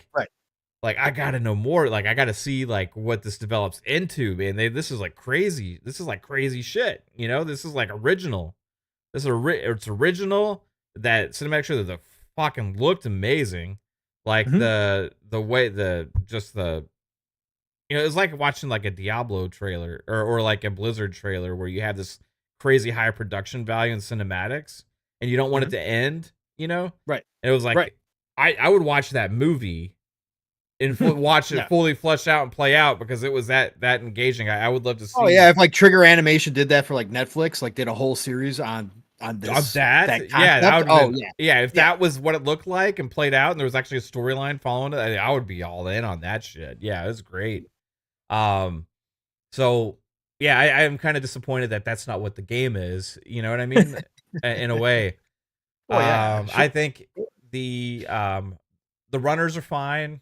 Mhm. Yeah. It's gonna be interesting to see how they roll them out and how many they end up Customization. how many they get, yeah, the customization, Mhm. how good the maps are, all Mhm. that kind of stuff. So yeah, time will tell Yeah. on Marathon, but Yeah. overall, just kind of as far as the game itself, I was more or less underwhelmed. Just kind of like it's there, cool. We'll see how it does. Yeah, and I think I, to be clear, I think the price point is going to matter a lot. Yeah, I do. I still think that there is a fan base of Bungie that will show up, Mav, no matter what, and I yeah, agree yeah, with yeah. you there. Right? But I do think in this day and age, and everybody freaks out about that too. When everybody talks about the price point, everybody's like, "Oh, everybody wants everything to be free now." Listen, it's not about everything being free. It's the reality of the situation these days of games that have come out that are free to play, right? That offer people hundreds of thousands hmm of hours And Marvel for Rivals, yeah, Right. And the question is, because that is a thing now in this industry. And it's not because of the freaking gamers, it's because the companies decided to do it this way, right? And focus in on obviously monetizing games in other ways, and it works for some games. But the facts are the facts. It's there. There are games out there to pull people away when there are so many options in these spaces nowadays. Not just even talking about just the extraction shooter space, but just grab any of the genres. When you've got, especially shooters, when you've got a plethora of options ranging from free to full price, and you've got successes in all ranges to pull people to a new IP, even from a studio like Bungie, if you do price it out there now, if you price it up there, especially when you say we've got 3 maps and 4 runners or whatever the hell it is, 5 runners, whatever it's going to be. That's not a whole lot of offering compared to other games that have come out with full-fledged lineups, roadmaps, everything free day one, like straight out the gate. And the reality is there's a lot of gamers that judge your game that way now and aren't going to go, it's Bungie. I'm willing to slap down $40. I'm willing to slap down $30 for Bungie. There's a lot of gamers who aren't going to be like that. There's a lot of gamers more so that would say, hey, if it was free, I'd certainly hop into it. So I think we got to look at this honestly in the industry now where things are, that if that is going to have an impact. It's not about gamers are just this whole narrative that gamers are broke, or gamers that are cheap, and there's this whole, poor section, quote unquote, of gamers that's ruining gaming these days. Nobody's forcing these companies to do this stuff. It's these companies have chosen to offer games that are high quality for free and then monetize the shit out of them elsewhere. And that does affect studios like Bungie if they're going to try to charge for their game these days. Yeah, and also probably for all the extra content they're going to come out with down the Right. road, or at least a lot of it. Yeah. It's going to be. Yeah. It's going to be interesting to see how it works out. I think it could be definitely well worth it, depending on what Yeah. it's like. But we'll have to wait and see. You At know- the open beta, like I'll try it, for sure. Sure. Absolutely. Right. And if that could be like, okay, yeah, I got to play this shit. I don't know. We'll see. Yeah, but Ubisoft, they're gonna get back into the whole free to play thing again. They're gonna give it another go around, Pong. Yeah. Right. With an Apex Legend. Apex. Yeah. They said we couldn't do Call of Duty, so we'll go Apex now. Just bring back a Titanfall free to play. You'd have a better shot. Monetize the shit out of customization of Titans and Well, bring I said back Ubisoft. That's EA. Yeah, shit. So, oh yeah. Sorry, I had that on my mind. Yeah, no, Ubisoft is still chasing the. Sorry, I was totally off. Yeah. Ubisoft chasing the golden goose. Again with this, and it like I don't get it, man. I don't get it. I don't understand what they're doing. Failing. I don't. I just can't, like Ubisoft. Maybe this will be the one. You think it'll be the one? I mean, they already tried to focus on Division 3, bro. What wasn't Hyperspace a battle royale? Yeah, it was, wasn't it? I thought so. I've tried it a couple times. I don't even remember. It only lasted. I tried it. I tried it like 2 rounds too. Yeah, it was very short lived. It kind of sucked, Yeah, it did. But I don't.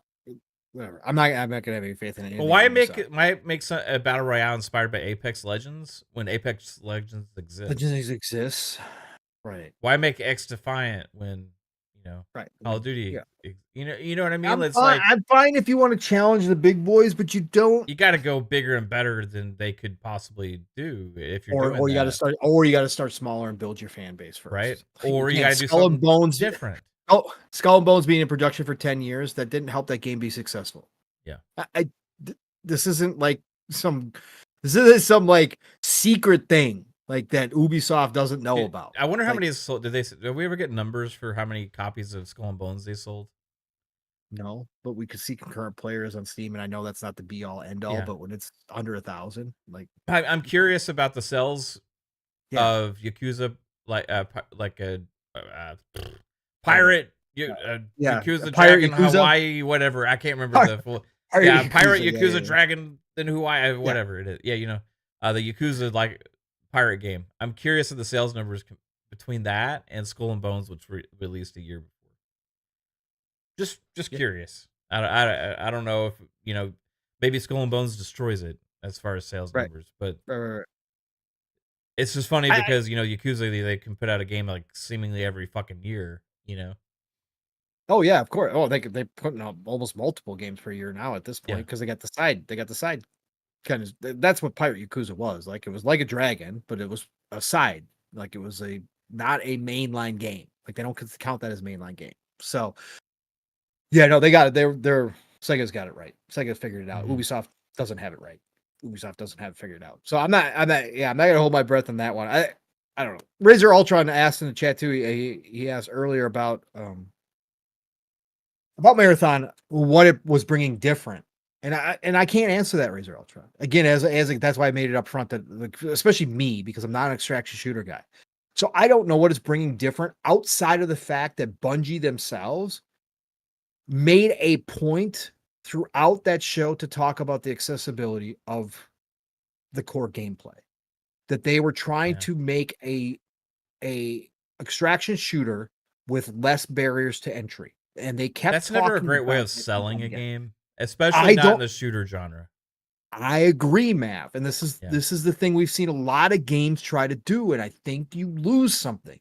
There's a reason why, and I said it in the DMs. Even if you do it behind the scenes or whatever, and if you implement these Yeah, things because you think it's gonna work, it's you don't wanna talk about it. Because it's like, there's a "Oh" stigma associated with yeah. it, right? Whether right or wrong. Mhm. Again, I think that games can succeed doing that. And I think you can attract a lot more people up front to your game. It's the retention over time that these games need, where I think it loses something special. We've had this conversation, like Diablo 1 and 2 basically created a whole genre. Okay. Diablo is the godfather of ARPGs. Okay. That style, top down Yeah. ARPG. Diablo 1 and 2 are revered to this day as legendary IPs, not because they necessarily created the genre, but because of what those games meant to gamers that played them back in the day, because of the hardcoreness, because of the difficulty, because of a lot of the things that you would think turns off gamers. And sure, I agree. Difficulty certainly can limit your player base. It can certainly limit how many actual people are going to jump into it. But Diablo 3 and 4, when they did this exact same thing that Bungie's talking about, they made Diablo more accessible to people, are not ever going to be considered in the same light as 1 and 2 overall. They will never, no matter how many people play 3 and 4, no matter how much money these games make, in the grand scheme of things, when people think of legendary games, Diablo 3 and 4 will never be considered legendary. And you can say, well, shit, in today's day and age about business, that don't matter. And I won't disagree with you. The money men and the business side of things nowadays, from where we sit at, certainly don't care about whether or not their IP ever becomes legendary. They only care if they're making a ton of money off of it. So I agree with you, but I'm just saying that that's the difference sometimes, and not all the time. There are again, Fortnite made the battle royale very accessible. Now, I will argue that the building was not accessible. However, in general, Fortnite opened up the battle royale from what PUBG was, which was still really successful. PUBG was extremely successful, and it's a legendary IP. Fortnite is obviously a legendary IP too. So this is my example of a success story. Fortnite took what PUBG was doing and made it for the masses, more so for the masses. And they wound up creating one of the biggest franchises in the history of video games through it. I will So there are say, success though, stories. with Yeah. Fortnite, especially, like, Yeah. early seasons, Yeah.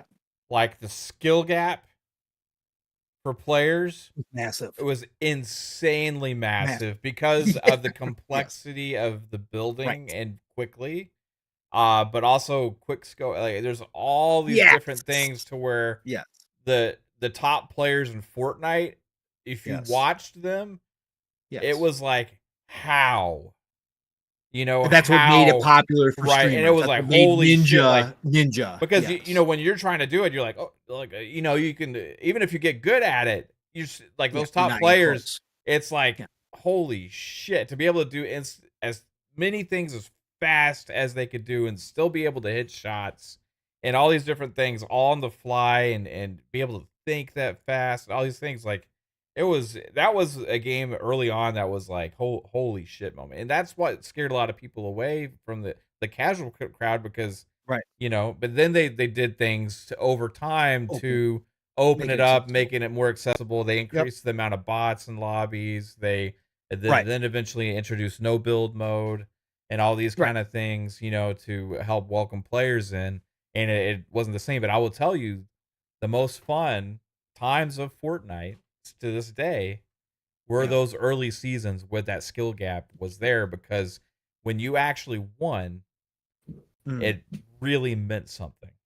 You may win Right. more now, To right? you as a core gamer, Right. correct? To you as a Yeah. core gamer, but to the casuals, to the kids now, which is Yeah. obviously a large portion of Fortnite, they don't give two. Yeah.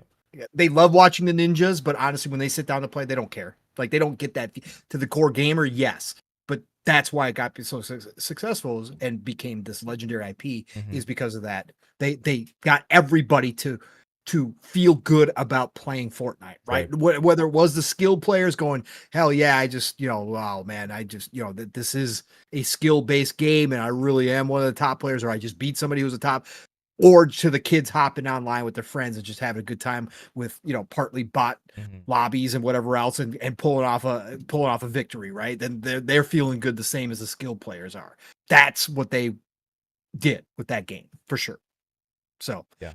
that's why I brought it up as a success story where Oh, for accessibility does sure. work. Yeah. But I think there is something to be said that again, trying to do that comes with a stigma for sure nowadays, especially like you said, Matt, when you say that out loud Yeah, it takes the cool to factor away from it it. does take the cool factor Yeah. away to some degree for a lot of people, Yeah. It's right? like, "Oh, okay, so it's you know, I wanna be able to get good at this shit and be Right. better than other people." Like, you know, like, it's shooter genres in competitive games Yep. especially.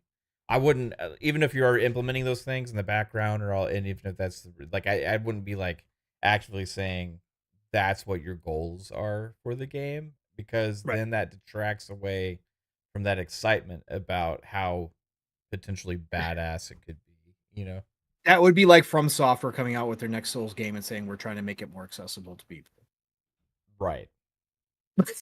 Like the Yeah. whole Souls genre is based upon, and I know again, there's all And sorts of maybe talk, they do, right? But behind the scenes, maybe they but behind implement the some scenes, things.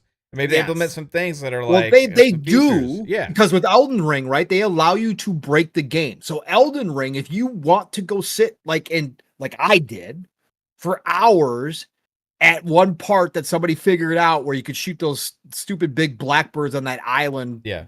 way down there and you could get massive experience points and level up faster. They allow that. They allow the magic builds to become breakable to the point where the real Souls players tell you can't play with a magic build because that's just not how you play Mhm. Souls games. That's bullshit and you're just cheesing the entire game. So that's how From Software actually does do that. But like you said, man, they don't ever really like promote that, right? And their base does try to gatekeep people from doing that shit, but it's still available I and mean, people really, I do mean, if know you about be it. honest, in Yeah, those games, I yeah, mean, there's a whole mode yeah. where you can just be carried. Right, I mean, you exactly. could just invite somebody in and they can Yeah, just he'll carry you still carry through. me for plenty in Yeah, Elden Ring yeah, and for it's just yeah, you yeah, know, yeah, so yeah, they have yeah, their own features, but they're not right. touted as like these are accessibility feature. You know what I mean? They're not you know promoted in those kind No, of ways. You know? no, no, but then you got the whole group, like I said, just real quick to stay on this, you've got the group of Souls fans and why it's a legendary IP, why From Software is one of the most beloved developers all time. You got this whole group of fans that try to actually make their games harder for themselves, man. That they're beating the Hmm. games on level 1 with no armor and the starting weapon or beating it on a dance pad. Yeah. That's what I'm saying. Like there is something to difficult games and it doesn't matter what genre you really pick out, right? It can even be RPG. I told you guys I was talking about Avowed in this way. Avowed is a very accessible RPG. Hmm. Now I said it ain't quite baby's first RPG, but It's pretty damn close. It's pretty up there. I personally, as an RPG player, like the more complex RPGs. I like the Yeah. ones that are stat heavy, like that. Again, I like the ones that have difficulty spikes because that's what I grew up on in my RPGs. I don't mind that. Like, I like getting my butt slaughtered if I walk into the wrong area as an RPG player. I'm cool with that. And so I think there is something that misses when you do Yeah, build your whole game based around it's the sense of making it accomplishment to the gamer, correct right? to some degree. If you Yes, don't for sure. if you're But building it adds if you yeah, build it up to yeah, where it's like if you say RPG, wow, look at yeah, this character I created that I feel like right, I could have only done, or that's an right. accomplishment, or if it's a skill based Yeah, game like a Souls game, I finally beat that damn boss. That's right, a sense right. of accomplishment, or Absolutely, of course. a shooter winning a match. That's also like a sense of accomplishment. And if it feels Totally. like you're not really going against tough competition, or it really feels like you're just kind of always with equal, and if you win some lose some, it kind of loses its luster sometimes. So the sense of accomplishment can be an important thing in specific kinds of games for sure. Absolutely, and again, I'm not judging Marathon yet because I do think that they could pull it off, and maybe that will come through the game when more people get their hands on, right? And they said that this is not the final form, that they're still adjusting. That's why they're going to do these alpha beta tests and invite more people in. So it's not going to be a final form yet, right? So and I think that again, I do believe Bungie has the talent to pull it off. And they could. So I'm not going to judge it until the game comes out, till we get some hands on. Again, I would like to get into the beta as well, or the alpha, whatever they're going to do, and try it out. Right, I certainly would do Yeah. that. But yeah, just interesting conversations because it does bring up a lot of points about the industry currently, and it's we don't get brand new IPs from established. And again, Bungie's not the Bungie of old. Again, a lot of things have happened to Bungie now, especially joining PlayStation, being absorbed by PlayStation in a lot of ways. They're not the same, but it's not every day that we get brand new freaking IPs from a storied developer that does still have some of the original talent, quite a good core of the original talent there. So I always find it, fascinating. My overused word, but I love that word. Fascinating to watch this and how they're going to approach it and see what they can do with it. And the art style does stand out to me. I'm not going to lie. Like I want their t-shirts. Like I legit want their merch. Like I think it's cool, man. So, anyways, we're going to find out more about Marathon in the coming months here as they test it and as they get more people involved. And it's supposed to launch this year. So we're going to find out. It does. It's going to launch this year. They gave us the date, right? September of this year, right? So yeah. Same day as Borderlands 4. That's right. Now I remember. Same day as Borderlands 4. Which is yeah. For me, I'm playing Borderlands 4, by the way. All right. So, man, next on the thumbnail was Oblivion, sir. Oblivion. Are we listen? This is gonna be fun too. So Mav and I have been talking about this forever. We talked about this. You can go back. We were probably some of the first podcasters to talk about an Oblivion remake. Okay? Because Skullsy, shout out to Skullsy, had a rumor that they were working on these remasters. What, Mav? Now, 4 years ago, 3.5 years ago, something like that. Like Yeah, it was early. It was a we while back. reported Yeah. on this a long time ago. Then, of course, the ABK acquisition, or the ABK acquisition. We got the leaks of the ZeniMax kind of thing, so we kind of knew. But some people still didn't believe this was going to happen. All the smoke over the past 6 months, some people still did not believe this was real. Or the past year, I should say. We've been getting a lot of smoke. And we just keep getting more and more and more and more. Well, Mav, this week, and I want to make sure I get this right. Right? So is it Virtuoso? Is that the studio? Yeah, yeah. Okay. So it is Virtuous or virtuoso? Virtuous. Is it virtuous? I think it's Virtuous, I think. virtuous. Yeah. Virtuous. So somebody data mined Virtuous and found screenshots from actual comparison screenshots, like slide ready to go. Like they're getting ready. Jeff Grubb came out this week and said he has confirmed that they are going to announce this April 21st, next week. That is the announcement date. and then it'll be shadow dropped. Still people who don't believe this whatsoever, even though we got all this. But Mav, the screenshots, this is what we're going to talk about. And the fact that we got the official artwork, the cover artwork, right, as well for it. And they're calling this a remaster, not a remake. Do I want to sit here and conversate every time about the difference between a remaster and remake? No. Do I think this industry should probably standardize those words to some degree? Yes, I do. Because there is a different level of expectation with those two words. From what I saw of the screenshots, Mav, from what we've heard, that this is like Unreal on top of Creation. Now, this has not been confirmed yet, but I'm just saying there's been so many people who have talked about this. This is Unreal 5 stacked on top of Creation Engine, and the screenshots kind of look that way. This is a remake to me, but they're calling it a remaster. But this is it a looks remake. like a completely different game. So. Bro, that's I mean, what we'll see I'm how saying. it feels, how it controls, how the story is. You know what I mean? Like, right. But I mean, they must have modernized some of the controls. They talked about like that. so I'll give an example, right? Like, Halo 1 or Halo 2 Anniversary, right? Sure. Are those remasters? Mm-hmm. I mean, yes, but they also have a completely new look to them. You know, that's why I was so. But the gameplay is the same. So it's hard, like Mass Effect Legendary Collection. They made some gameplay tweaks. Overall, the style is the same. They just updated the graphics and textures, but immensely to make them feel new again.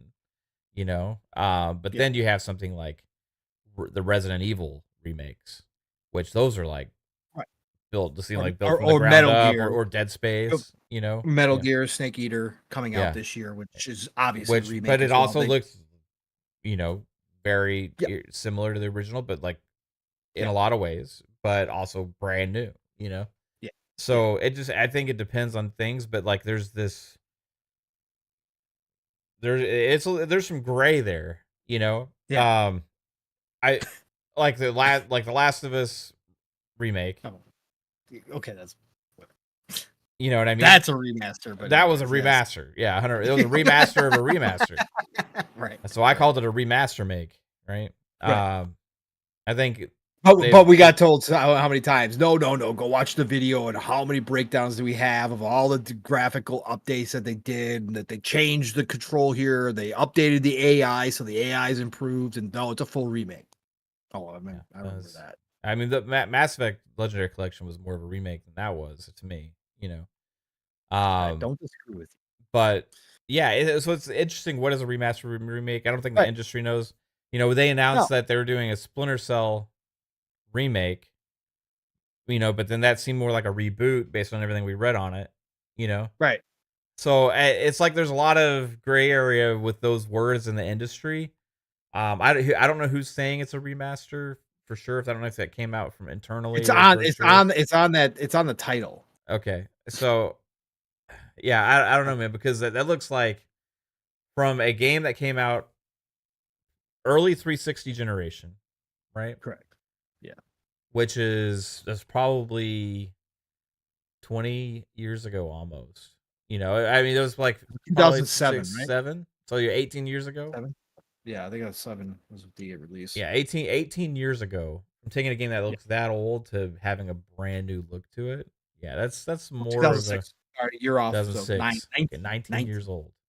Yeah, because the release date was March 20th of 2006, so it will be 19 years. So I think it'll depend some on the gameplay stuff if there made any tweaks there. But you know, we'll see. The story, maybe the audio. You know, like a lot of different factors that are going to go into that. Mm-hmm. You know, but yeah, I don't know. It looks like just those screenshots. That screams remake to me. So.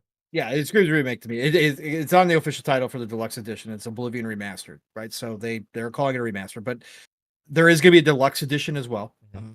It is going to be coming to PlayStation 5. I saw some articles saying that they were surprised by that. What the hell you guys all like? I don't. Anyways, whatever. I don't know how you guys are part of these this industry and think that. Anyway, so it is coming everywhere. It's going to come to PC. It's going to come to Xbox. It's going to come to PlayStation 5. No word on Switch 2 yet, obviously. So that got brought up this week as well. It also, the deluxe edition is going to have the famous horse armor in it and some extras. Supposedly all the DLC is included with the regular remaster version, so you don't have to buy the deluxe supposedly to get all the DLC, but they are throwing a bunch of extra shit into the deluxe edition. It is also stated to be coming to Game Pass. Okay, so the regular version at least will be Game Pass. I hope they will have a deluxe upgrade path like they have been doing. I will certainly be investing in that because I want my horse armor that I paid $5 for back in the day. That was an uproar. But man, I've seen the screenshots. Let's get back to what we saw, and obviously you posted a crying Matthew McConaughey on X when you saw the screenshots. I saw you. You must have been working because I knew you were gone, but I knew you'd see all the DMs because there was a flurry of DMs when this showed up. So I figured you'd be dropping it. And sure enough, you showed up on X with the crying Matthew McConaughey, the sobbing Matthew McConaughey, not just crying. The screenshots, Matt, like. Okay, some people want to talk about the colors. I'm not a nitpicky dude, man. I'm just not. Like, again, I saw people nitpicking. I saw people already saying, oh, they've browned out or grayscaled the color palette on this. What's going on? This is not my Oblivion blah. I'm just here to tell you guys, I don't give two fucks about the color. What I saw graphically, man, I'm about to sink 300 plus hours into Oblivion again. I'm not the 1,000-hour dude. Okay. I'm not the 1,000-hour guy, but I'm about to sink a few hundreds of hours into Oblivion again in 2025, Matt. As I said all along, and I'm not going to say it's my most because I have jinxed too many games. But as I've said all along, if this was true, if this was a real game, Matt, for 2025, this instantly becomes one of my most anticipated games of the year. And I don't care if it's a game I already played a shit ton of hundreds of hours previously. This becomes one of my most anticipated games this year. This potentially could be my game of the year this year if it winds up being great. I don't care anymore. The Keeleys be damned. They put all these other games in there. This game better be up for game of the year if they nailed it. I don't care anymore. He's already broken all the damn rules. Man, this is a legendary IP, The Elder Scrolls, and one of the greatest RPGs for a lot of people still to this day. Now, we can have the argument, Skyrim, Oblivion, and there's a lot of people out there go back and forth. Mav, I believe you were an Oblivion guy. And I've said all along that it's the pick a day and I'll tell you one or the other. This is a game that introduced many console players. Now, Morrowind was out there. I played Morrowind, so I was one of the OGs that knew about Elder Scrolls prior to it. But I will tell you this. Because I had to borrow my buddy's brother's Xbox, regular old Xbox, to play Morrowind. So for me, when I got my 360 and Oblivion showed up, this introduced me to the magic of Western RPGs. Like literally on the 360, this game should never have existed. And if you go back and watch a documentary on it. So for me, this is a IP that has stood the test of time, and they are now coming out with this remastered section. This is a dream come true, Mav. And yes, I will recognize that we also have Sky Oblivion, which is a passion project that people are updating Oblivion into the Skyrim engine, and that's been going on for like 8 years from just a passionate group of fans, or one guy. I can't remember if it's one guy or just a few people. Shout out to them. That is going to launch this year as well, and it kind of is shitty for them that this is happening this year as well, that the official remaster is coming out, but I think a lot of people are going to support that effort as well, and I'm happy that effort exists because I've seen screenshots of that game, and it looks gorgeous of what they're doing with Oblivion as well. But Matt, this is my dream come true. Like, I cannot believe that in 2025, a year stacked with games, Matt, stacked, that I am going to be playing Oblivion, and it is going to take my soul once again away from me. Once I hop into Oblivion, I already know what's going to happen. This is going to become my game. And if it's dropping next week, I'm in trouble because I just bought Tempest Rising because I have all these other games that I'm getting Lunar, which is a classic JRPG, one of my favorite series. I'm in trouble, but I'm happy to be in trouble right here, man. Man, what'd you think about the screenshots and just overall? Oh man, I mean, first thing I noticed was the colors, right? It was Yes. like, wow, it's like different, you know. But it's funny Yes. too because the 360 gen was known as the brown tone generation, right? But Oblivion wasn't. Yeah, Yeah, but I know. Oblivion wasn't. Oblivion had that shine to everything. Is like, you know what I mean? Bright green. Yeah. Yes. Yeah. And so it's just interesting seeing that with that, but like that was just, oh wow, it looks different, you know, Yeah. because obviously the lighting and stuff was like looked dramatically different, which is crazy because I was wondering how they're gonna make it look, you know. Yep. Yep. Then the second thing I noticed is like those are all like new assets. It's not just like new skin. Like the statue was completely different, you know, like if this is Yep. supposed to be representative of the same location, like these The places goblins. are different, you know what I Yes. mean?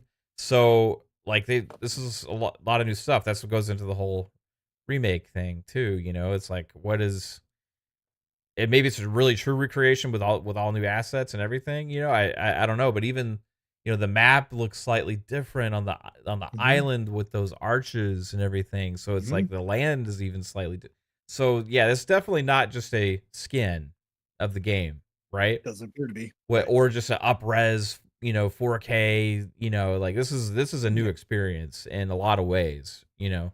Right. We'll see more, I guess, when it's revealed about how much of a new experience it is, but it looks like it's going to be an amazingly new experience.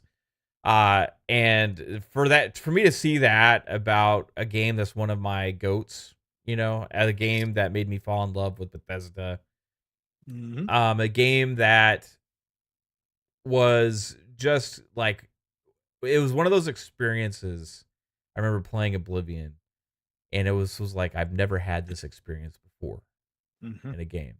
You know what I mean? It Mhm. changed the game for me when it came to Mhm. like open world games, you know, like Western RPGs, you know, like because before my experience with RPGs from Western side was mostly, you know, CRPGs.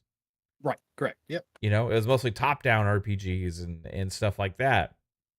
And you know, I played a lot of JRPGs at the time. You know, so playing this was like a holy shit moment. It made me fall in love with them, and I ended up getting a lot more of that generation because of Oblivion.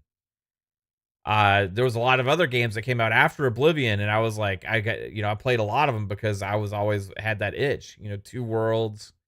You know, there was Rise or not Rise. What? Uh, Start with the R. Fuck. Oh, Risen? Risen. Yes, yes, Yeah. Risen. Yeah. Yeah. Yeah. Yeah. Um, games like That was a good that one. with Gothic, I think. Yep. You Gothic know, was, yeah. Gothic remakes just came out too, or coming out. So yeah, yeah. and I was Yeah. like, I was just always looking for the next one. You know, it's Mhm. one of my favorite genres because I just love exploring and you know Correct. the character of the worlds and the enemies and like the variety of things you would come across and the loot. All that stuff was just so cool, man. So seeing this kind of coming out and I think it's going to kind of capture. I hope it captures that feeling again when I dive back into it. You know, just kind of Yeah. like a little nostalgia, but also a new take. I gotta admit, bro, like as excited as I am to play this on my console, my Series X and stuff, Yep. to play Oblivion on my PC is also PC. going to be interesting to see. Like, you know, what is Yep. that going to be like playing Oblivion like this? You know, as Right. well to see like just jack everything up to as far as I possibly can, and like it's gonna be crazy to experience that. But yeah, man, it's just like it was a little bit of like, wow, this is because you know I know all the reports kept coming out, everybody kept saying this is gonna happen, all these other kind of things. But the other part of seeing this was like a little sigh of relief, like this is 100. I mean, this is 100%. You Yeah. know, For sure. this is We got the coming. cover art, Yeah, I mean, like, and and it's dope cover art too. just Uh, knowing that, I mean, it would be like, you know, just pick any of y'all's favorite games in the chat that's been gone for so long, and them just announcing tomorrow that, hey, you are getting a full on, full fledged, big time effort remake of that project, so you can live in that again in the glory days. I mean, that's what it is. Like, it's gonna be awesome, dude. I can't wait. I literally can't wait. I can't. I can't, brother. I can't. I'm so excited for it, man. Yeah, like you said, man. It is what made me. Like I said, I played Morrowind and really loved Morrowind, but it was limited because I had to borrow my buddy's, brother's Xbox to play it. Yeah. But when I had my 360, and like you said, you sat down and you jumped into Oblivion, a game that, Yeah, I like I went said, back and played Morrowind because of Oblivion. yes. You Okay, know? so perfect, Yeah. perfect. Yeah, I just playing on 360 and now knowing the complexity that they went through to even get it to work Mhm. on the 360, the fact that I got to play that was one of the. I make fun of the devs saying it's a miracle these things even exist. That game, like on a 360, is a miracle it even existed. Like it was completely broken on PS3 because of the cell processor. So 360 was really the only console you could play that game. But playing that for the first time, like you said, man, really opened my eyes to the exploration aspect that I constantly talk about. It was formative. Now, CRPGs gave you some of that, man, but it was different being in an open Mhm. world, especially from the first person view, right? And for me, it really was formative to why I to this day find exploration in video games to be one of my top foremost, you know, things that I look Yeah. for when I'm playing any type of game that gives me the freedom, and why I bring it up constantly. It's because of Oblivion. It's because of Bethesda. It's because of what that experience was like. The loot gathering, the addiction, my chest Mhm. literally taking I don't even remember anymore, like 3.5, 4 minutes to scroll through real time, scrolling through the items that I had stored in a chest, and my 360 pausing basically when I'd open up the chest for the first time because I had so much shit in there. And I was afraid it was freezing like all the time. Having my kiddo sitting next to me, at 6 years old, and having his eyes go wide as I was exploring, and he watched me fight monsters and letting him take the controls a little bit and letting him run around the world. Like Oblivion's the one, man. Oblivion's the one. I love Skyrim to Yeah.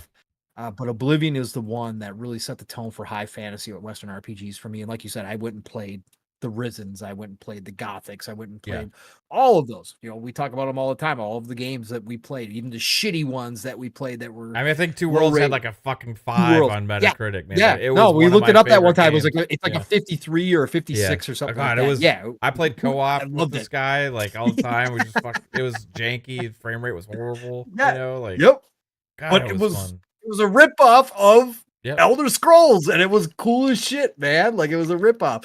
But yeah, so I can't freaking wait. If next week is we're gonna have a lot to talk about next week if it shows up, man. Like even if it doesn't drop next week, but they show it off, just to see it in action, man, and get a sense, like you said, we can see graphically, obviously, the updates, but to get a sense of what they've done mechanically, what else we can kind of expect from the world, if all the DLC is included, I mean, you're talking with Shivering Isles. You're talking about one of the greatest DLCs Yeah. in the history of video games, according to a lot of us who have played it, even according to people that have finished all the Witcher stuff.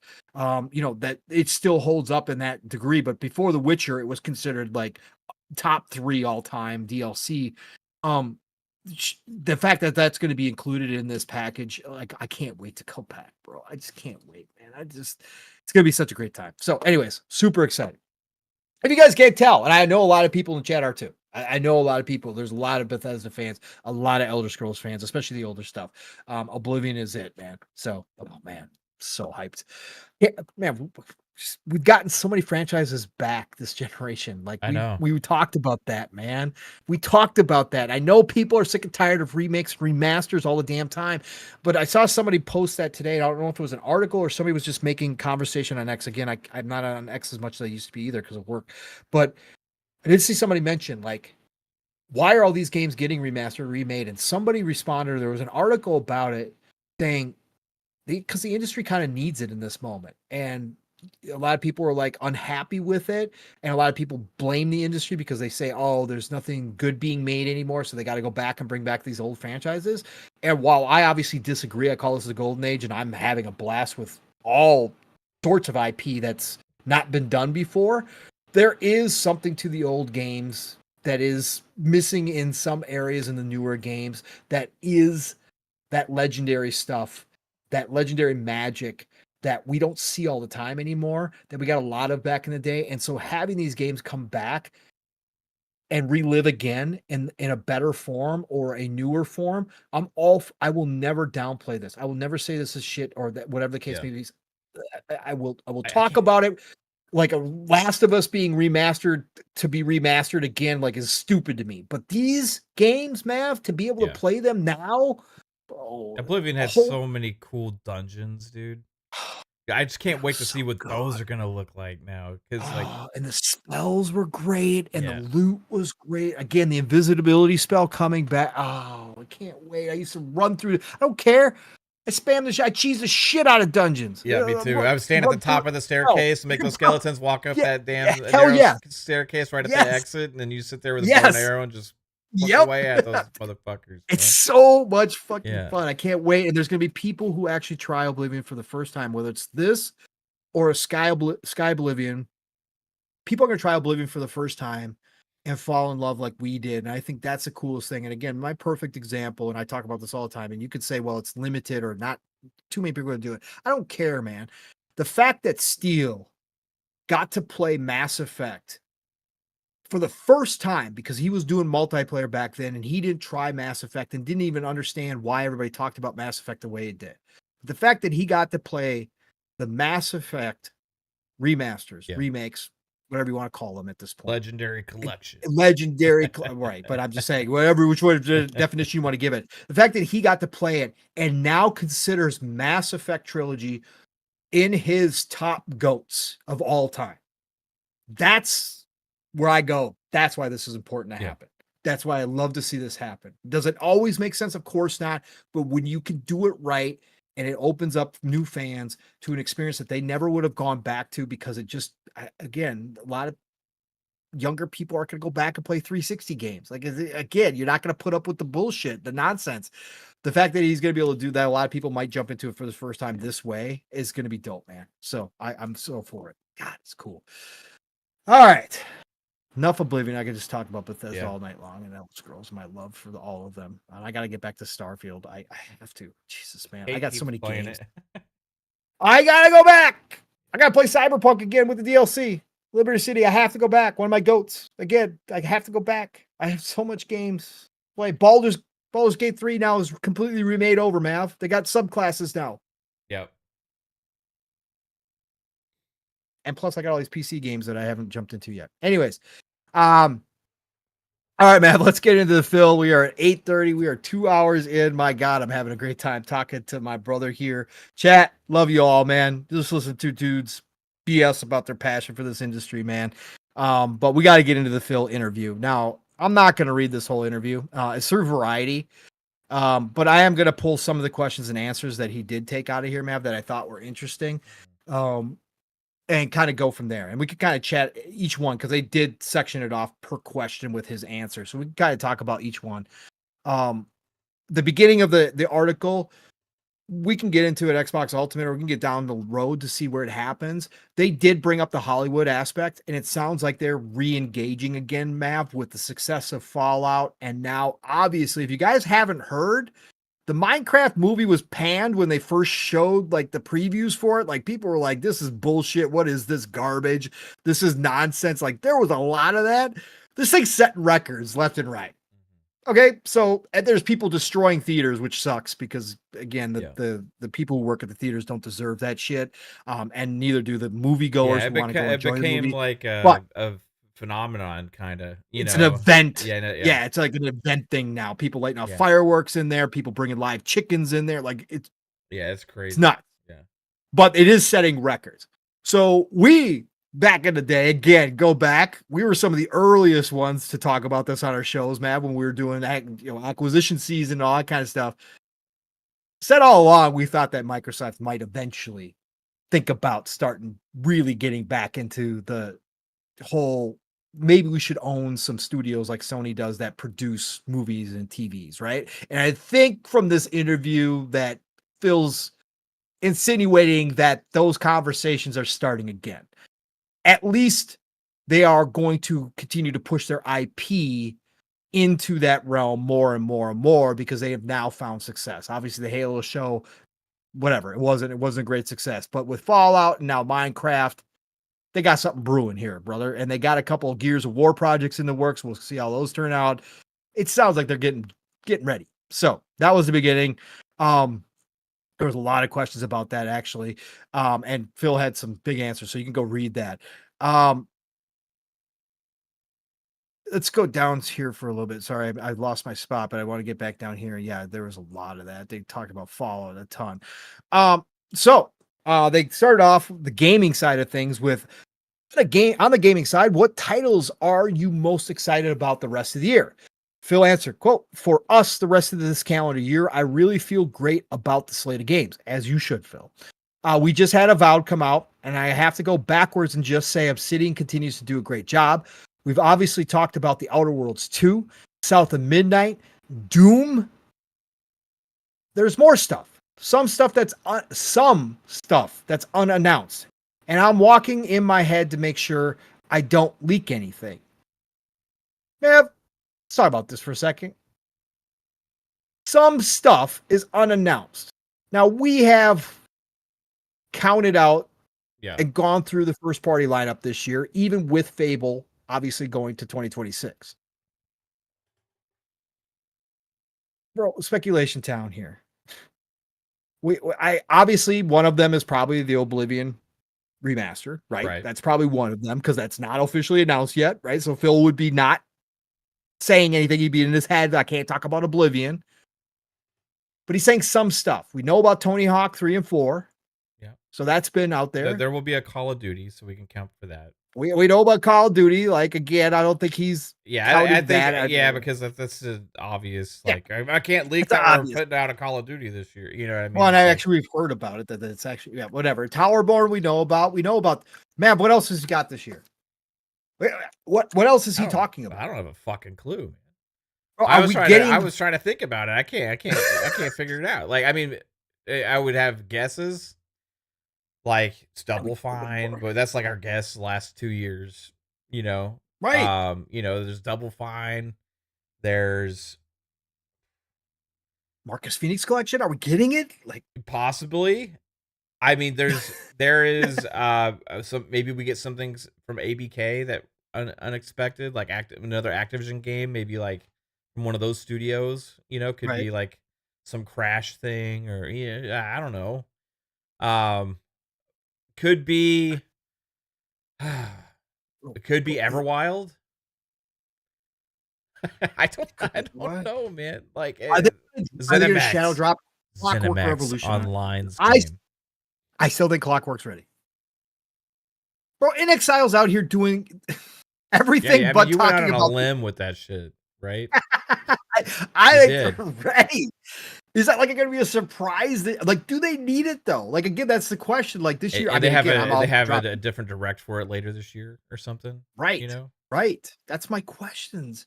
And we know about Outer Worlds 2. Like, we know the big stuff. So, like, it's like when he says some stuff, like, sure, it could be small things, right? Again, do we think the sum equates for Call of Duty and for Oblivion Remaster, or do you think there's some beyond those?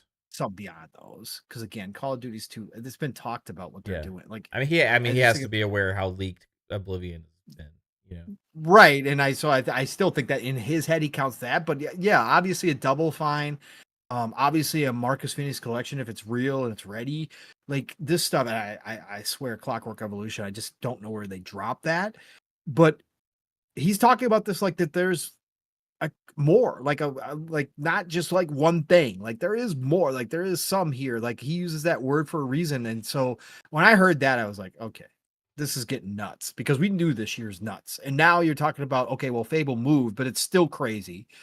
And now you're talking about Phil bringing in more stuff. Now, obviously, we're getting Oblivion. So, like, yes, But this is what we talked about all along. Again, this avalanche of games that we knew was going to eventually start coming, like, and it's not going to stop. Like, they have so many studios now and so many projects, it is nuts. So I just was really happy to hear that. Touch next on Mav, Indiana Jones and the Great Circle, which is obviously being brought back up again because the launch of PlayStation is upon us, the PlayStation version, which is for some reason, and gamers on the PlayStation 5 are mad that their content creators are talking about it, which is really strange to me. Like, you guys are getting a brand new game that's really cool. Like, why are you upset? But anyways, they said with the successful launch of Indiana Jones: The Great Circle back in December and the upcoming release on the PlayStation, do you have larger plans for updates to that game as well as a potential franchise? Phil says, quote, I will say we're really happy with Indy and the players' reception. We do think there's life in that franchise. And I'm just going to leave it at that. We're launching on PlayStation here pretty soon. I think that'll be a cool moment. I was really inspired by Machine Games taking someone else's IP and doing something so unique. And I'm inspired about what that team can do next. Certain people were kind of pushing them on the first person versus third person. And I think once you play it, you realize you are indie. But going forward, I also want to give the teams the ability to do our own games and our own franchises. We have a lot of room to tell new stories as well. And I want to make sure that's an option for us.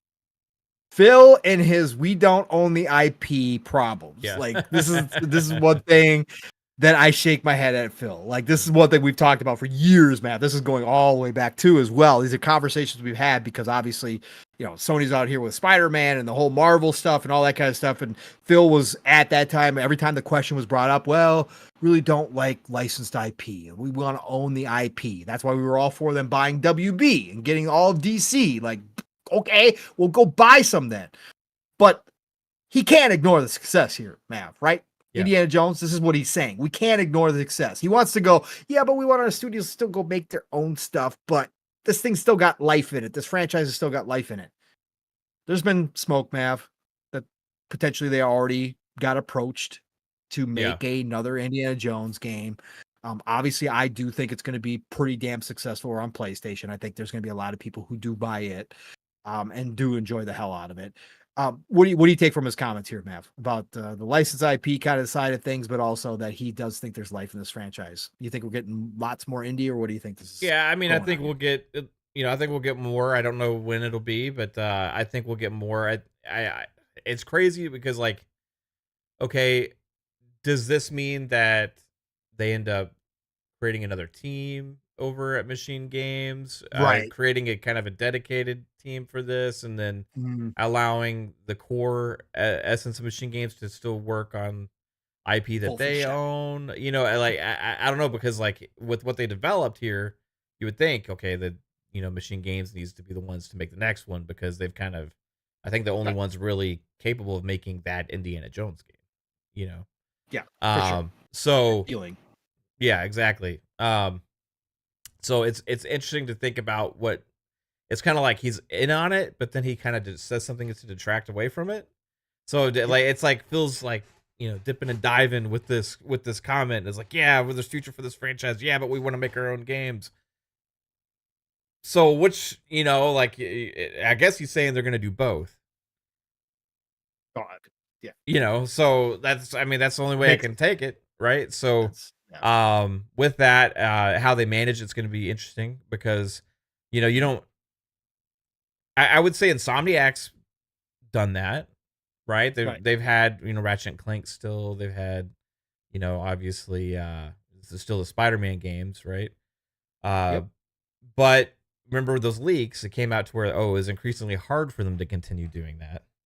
Right. Obviously. So, yeah, I think, I don't think Indiana Jones is just going to be as popular as Spider-Man, right? So, no. Yeah, it's going to be something like, how do we, budget, manage, I think Disney loves it. So I think part of this is also negotiating from Phil, well, if you want us to make it again, Disney, you're going to have to have us better terms or something like that. Because I think it's a plus for Disney for that Indiana Jones IP to have that quality and stamp of approval, especially from Harrison Ford as well. And also from critics about, hey, there's something good out there that's Indiana Jones. again, that universally Indiana Jones fans kind of applaud, right? So I think that's important for them, and I think Disney looks at that as much as sales as well, because it's the strength of their IP. So Right. they especially when they're going into these different categories and genres or types of experiences for their IP. They don't want to release shitty Star Wars things. They don't want to release shitty this or Why Disney that. does already? Right. But those are their own fault. It's not somebody else that they Yeah, can blame, right? I know. Yeah, so it's like I think it's gonna be interesting to see where they go. But I do expect more partnerships at some point. Despite his comments there, because I think because of the success they've seen with it. I mean, there's Blade coming at some point as well. But I think he Mhm. wants to make sure that they have the right deals in place on those games. Right. You don't wanna get trapped like Sony kinda did, Insomniac did with the Yeah. Marvel that we saw, right? Where the budgets are way out of control. Yeah. And obviously what you pay back to Marvel does hamstring you, right? With that IP. It really does because you got to make a lot. You got to make a lot of money Yeah. to cover all the costs plus what you got to give back to Marvel, which is huge. You bring up an interesting point, Mav, as far as growing the teams. I think, and you brought up the other point that I was going to bring up as well with Arcane Leon working on Blade, because if they do a great job with Blade, the clamoring for another Blade game is gonna be massive too. Or even And again, another Marvel yeah, character. another Marvel R Yeah. again, you find studios that can work with licensed IP. Not everybody does great licensed IP. We have learned this for decades, right, Mav? Yeah. We have learned this. Not every studio knows what to do with licensed IP. So when you find one that does, it can be extremely beneficial because, again, the licensed IP does bring a certain level of goodwill to your ecosystem. And depending on how big the IP is. Now, again, Indiana Yeah. Jones isn't what it Well, used you're to be, but it welcoming showed that it eyes tried. of another fan Yes. base, you know? Correct. Correct. Exactly. And it does get recognized, even if it's not as popular as it once was, like Indiana Jones. It still gets recognized. The minute that you say Indiana Jones, like, okay, now people also think of the video game in a lot of ways. And that's just going to grow when it goes on PlayStation. So I think it is something. But if Arcane Leon does great with Blade, well, then you got to start seriously considering. You've got two studios now who have proven themselves with licensed IP. Obviously, Disney is wants to work with you, and if you are taking on some of their lesser known IP and making it into something, that's going to give you some bargaining power, like you said, Mav, going into the future. But I think you can't ignore that, even though it's licensed IP and Phil doesn't like it as much as he likes original IP, then you do have to grow the teams. I think you make a very great point, Mav, that you have to grow out the teams and have one dedicated within that studio or also within Arcane Leon, because Arcane Leon makes great individual new IP as well. Like had game of the year contenders. So Mhm. you don't want to, I get Phil's point, you don't want to take them away from doing that either.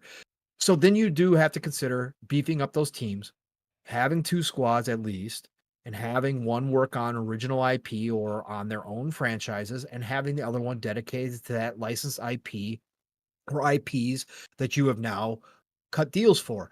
But I don't think you can ignore them. I think you have to take advantage of that licensed IP for sure when a studio does well with it. So I think you make a valid point and a great point. Now I think that's something Phil has to consider in the future, is to increase the size of those teams, and then also do look at acquiring more licensed Yeah. IP. Don't shut yourself out from it. Now, what's interesting going on underneath Xbox and Microsoft umbrella right now, Mav, is they've acquired so much IP and they own so much IP. We've heard some smoke that they are trying to find Partners to people to make work on yeah, their IP. Yeah, 100%. So so they're in the same boat right? as like and that's Yes. part of it too. Like, okay, Yes. so that's why I say maybe you gotta grow because right, if you are Machine Games and everybody loves Indiana Jones game, you're gonna grow that. That strengthens the Indiana Jones IP. But Right. yet, what happens to Wolfenstein? Right? It stays on the back burner for how long? Can't have it. People, yeah. So then it's like, okay, Yeah. well, we've raised the value and strengthened the IP of Mhm. Disney. We're all making money together, but those deals are going to last forever. And Mhm. well, we've got this other IP that we've actually diminished the value and the strength of because we let it sit too long. You know what I mean? Right. So there's a balancing game there that they got to play, and the only way around that is to make more games. It's a good position to be in. Yeah, From a game 100%. making company that is now doing Yeah. what they're doing, third party publishing, it is great. But when you And have again, successes, it gives you those options. correct. And again, Yeah. it gives you an advantage in deals, cutting deals with certain companies too. Again, you are taking an IP that hasn't done well for Disney because it just lost some of its luster, right? It isn't what it was. And now you potentially reinvigorated that franchise through a game, and you found somebody that in Troy Baker, who, like I said, if I was Disney, I'd be cutting a deal for Troy Baker, and I would be doing animated Indiana Jones series at this point. Yeah. Like any animation has taken off. Animation is not for kids anymore. Animation is for everybody, including adults. And Indiana Jones and all of his adventures in animation, where you could do the Harrison Ford likeness, and you've got somebody who sounds like Harrison Ford now, a younger Harrison Ford, so you can go back and explore the world to your heart's content in animation. I would be doing that instantaneously if I was Disney. I would be signing that deal and firing up a team to work on that. It's great for everybody involved. And like I said, I just think it's cool, Mav, that somebody that was resistant to it, working with licensed IP like Phil, is now finding success.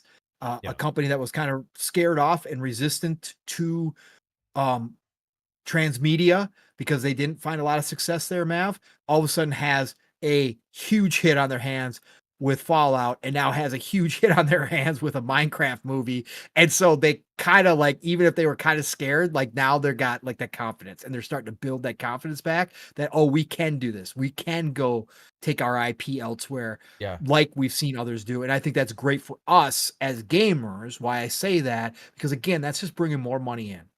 Yeah. Or that's just bringing it's more I solidifying think everything. I think they're Yeah. surprised by the Minecraft stuff too, because like the early The I early stuff with people were people were down. I remember shitting on like it. the early. I Yeah. remember there's comments before the Minecraft movie came out. It feels like Yeah. there's going to be hits, there's going to be misses, and it's Mhm. almost like he's setting us up. Yeah, this is going to be a miss, Right. guys. Um, Right. but then it became this like viral, like as Phenomenon. Jasper said, is like Yeah. it's become a meme at this point. It's Right. like Right. just this craziness going on, and like the movie can be. I've heard a lot of mixed things about it. Whatever, Sure. it could just be a whatever movie, but it doesn't matter if something is Right. out there and it's that successful and making that much money. Yeah. The companies are happy. You know what I mean? And they will be looking at, okay, well, how do we capitalize on this? Right. So it shows the power of Minecraft too. And It does. yeah. Absolutely. Again, I couldn't believe it I when mean, I the started seeing it. I McDonald's was like, toys were sold out too.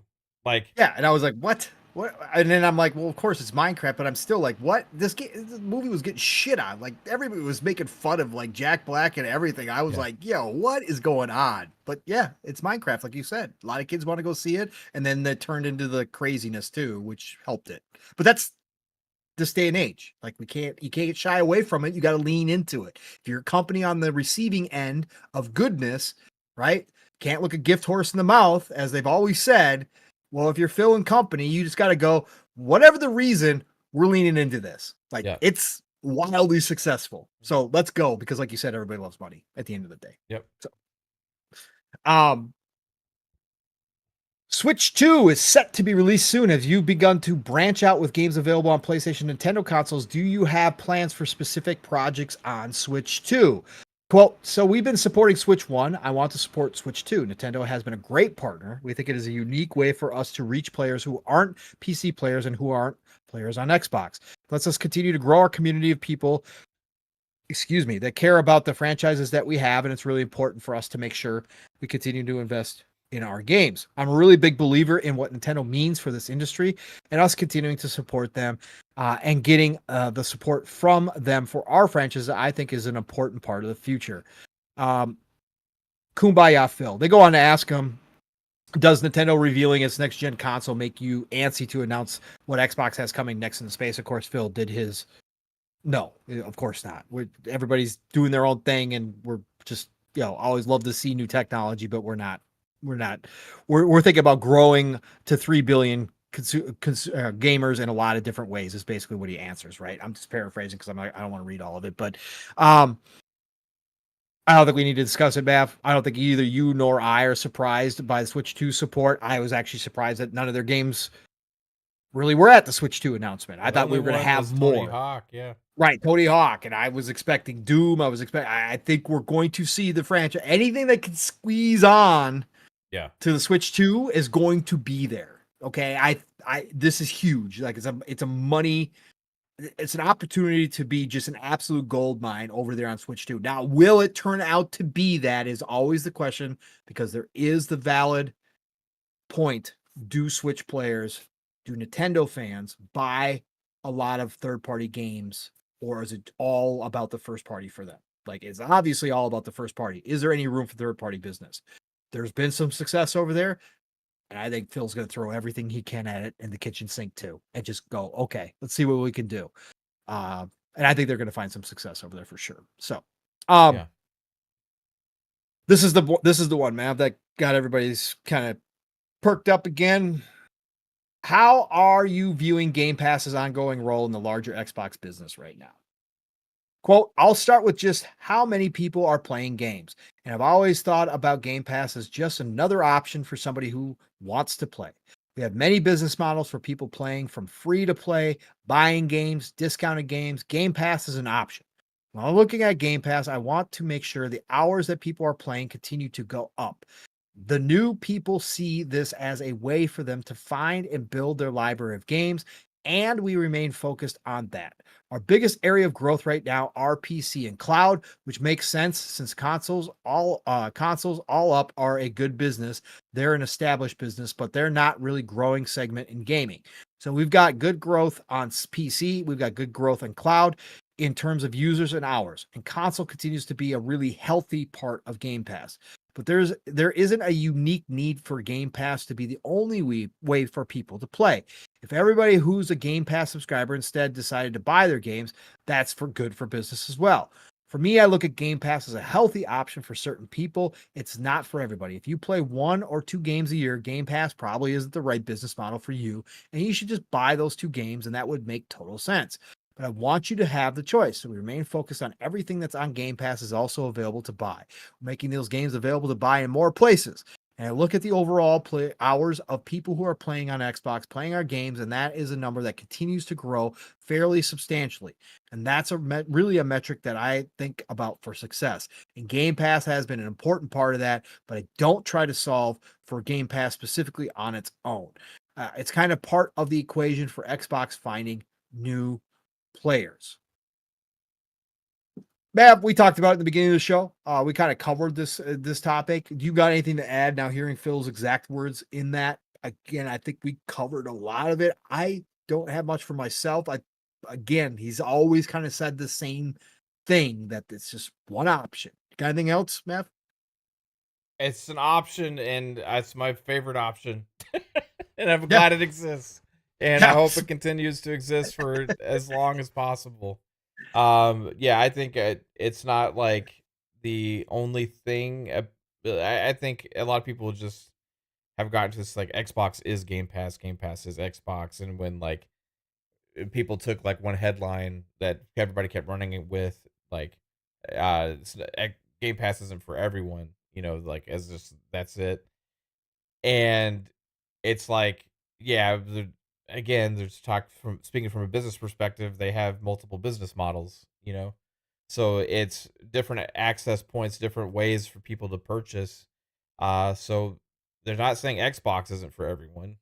You know what I mean? Right. They're saying that Game Pass, that option to access games isn't for all of the gamers that play games. Like, some people are gonna buy their games, people are gonna get Game Pass, which has always existed and it's always been a thing. And it's like, my main thing with this, Pong, has been the amount of people that always felt like they were being forced into Game Pass Right. are like making these crazy statements like, I hate how I feel like I'm being forced into Game Pass. I don't want to be forced into a subscription service. You've never been. It's always been an option. And Yep. now that Phil is saying that Hmm? again, which he has before, but now it's turned into headlines. People are saying, "Oh, now it's not for everyone." So, like, what do you mean? Like, just just play your games how the fuck you want to, you know?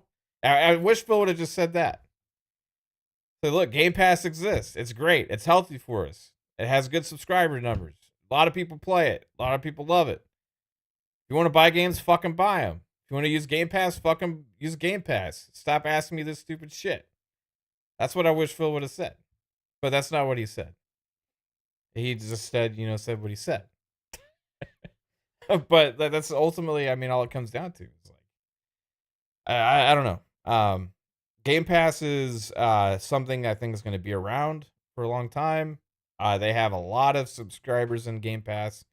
The PC market is growing really good for Game Pass. The cloud market is growing really well for Game Pass. I think with console users, for the most part, Game Pass is kind of capped out. I mean, there may be some growth and some waves in there, and maybe there's going to be more opportunity as the next generation comes out. But overall, he's talking about, like, maybe why they're not pushing it as hard. It's like they got the subscribers. You know what I mean? As many as it seems like about as many as they think they're going to be able to get on console. So and they're happy and they're staying with it. People are not unsubscribing out in waves of massive disappointment in Game Pass. People are like, "Hey, this is," and so they've understand Better than ever now. Yeah, and they Like understand this how year, much next year. Jesus. they understand how much they can spend and how much they need to be profitable because it's a reoccurring amount. Yep. You know what I mean? So it's easily predictable for them. That's one good thing for Microsoft. And you think about a business, to have some kind of a predictability about income, about the amount of revenue you're making for a service that you're providing, and to be able to predict your budgets for that and all that kind of stuff is a very good thing. So, yeah, all of that weighs into it for them, and that's what's part of the equation, you know. Right. So it's always been a part of it, Again, I will continue to preach the value of it as much as possible because I think it's the most ridiculously, like, it is the value proposition you get for the dollar you spend in gaming. There's nothing remotely that comes close to Game Pass Ultimate. Not even, I can't believe it fucking exists. I still can't, honestly. I know. I agree. So keep doing it, man. Till the wheels fall off, brother. Till the wheels fall off. As I always say, that's my mantra because it's exactly what I'm going to do. And it sounds like, again, there's nothing in his comments that even say to me they're even thinking about something else. Like they're continuing to support it. And we just see all these games continuously drop into Game Pass. Like I said, I fully expect we're going to be talking about a price increase 100% coming up. 100%. And again, and I'll say, hey, don't raise the prices, Microsoft. Right. Yeah. With like, but yeah, I'm personally going to complain and still pay because that's, again, me. It has not, unless they come out like $40 a month or some stupid shit. We're okay. But I'm just saying, like, there is a point. But I will say that you guys shouldn't be doing this while I still pay you, right? Again. But yeah, no, there's nothing in here that said to mean anything different than what we've talked about and what he's been saying for a long time. And I just think they're going to continue to support. Like he said, they're very happy with console base. Like we talked about at the beginning of the show, PC base continues to grow, and so does cloud section of it. And now they're doing more with that math. And again, they're offering it to more and more people. So as long as they keep seeing growth, that core base, like you said, Matt, that they have is more than sustainable. Is it what they originally wanted? Nope. It's not even close to what they originally wanted, what their original goals were for. But is it still a moneymaker for them? Absolutely. It's still been profitable for them. And that's why they continue to go out and get third-party titles like Claire Obscure Expedition 33 that's coming out next week. It's probably going to be a Game of the Year contender. It's coming in the Game Pass next week that those of us that are subscribed get to enjoy for the price of the subscription, along with 300 plus other games. It's just an incredible piece of the industry that, again, people want to blame for destroying the industry and everything else under the sun, when in reality, what it's become is a subsection for a group of gamers that enjoy a lot of games. And it's a smaller subsection than what they wanted, and it has not done anything to the wider industry. The wider industry is still gamers paying for games, and in fact, Nintendo just started upcharging their customers even more. So Game Pass hasn't done anything, right? So It's Game Pass's fault. yeah, it's It's always Game Pass. Xbox's fault for not Always, being popular enough. That's why Nintendo can be it's always the charged Series S $80. fault. That's what they It's say. always the Game Pass fault. It's always Xbox's fault. It's always If only Xbox wouldn't have gone third party, Nintendo would still be $70 on totally, Mario totally. Kart. Yeah, Yeah, 100%. Nintendo was really thinking about what Xbox was doing. Yeah, Totally. so scared. Or even what PlayStation was doing, for God's Yeah. sakes, for that matter. They don't care. They don't fucking care. They don't. They never have. They swim in their own fucking pool, man. It's been that way for too long. They just don't care. But yeah, then it goes on. They talk about Fallout 2 again, or Fallout. They talk about Fallout the series and trying to line up games, and they talk about the Minecraft movie coming out. So a great article from Variety, a great interview from Variety. Obviously, I want to give credit where credit's due. So if you guys want to read the full entire one, it is Variety by Jennifer Moss over there at Variety. She did a nice job with the interview. And Phil had some really good answers in there, but again, nothing earth shattering except for some people, but I thought it was a really good interview. So you can go check that out and read it for yourselves. Yeah, Mav. Anything? What you got? Is there anything else you want to touch on? There was nothing that really stood out. I mean, that crazy, except for there's more games coming out this year. There's tons of games, people. We do. If you guys are interested, we'll remind you that the Star Wars celebration is this weekend. It is I believe I think it starts Friday. It starts tomorrow, and then runs through Sunday. And Star Wars Zero Company has now been announced. This is the turn-based tactical. We now know turn-based tactical RPG, coming out from Respawn and Bit Reactor, and they are going to show it off on Saturday. So on April 19th at a panel. I'm going to say this. Obviously, I'm super excited.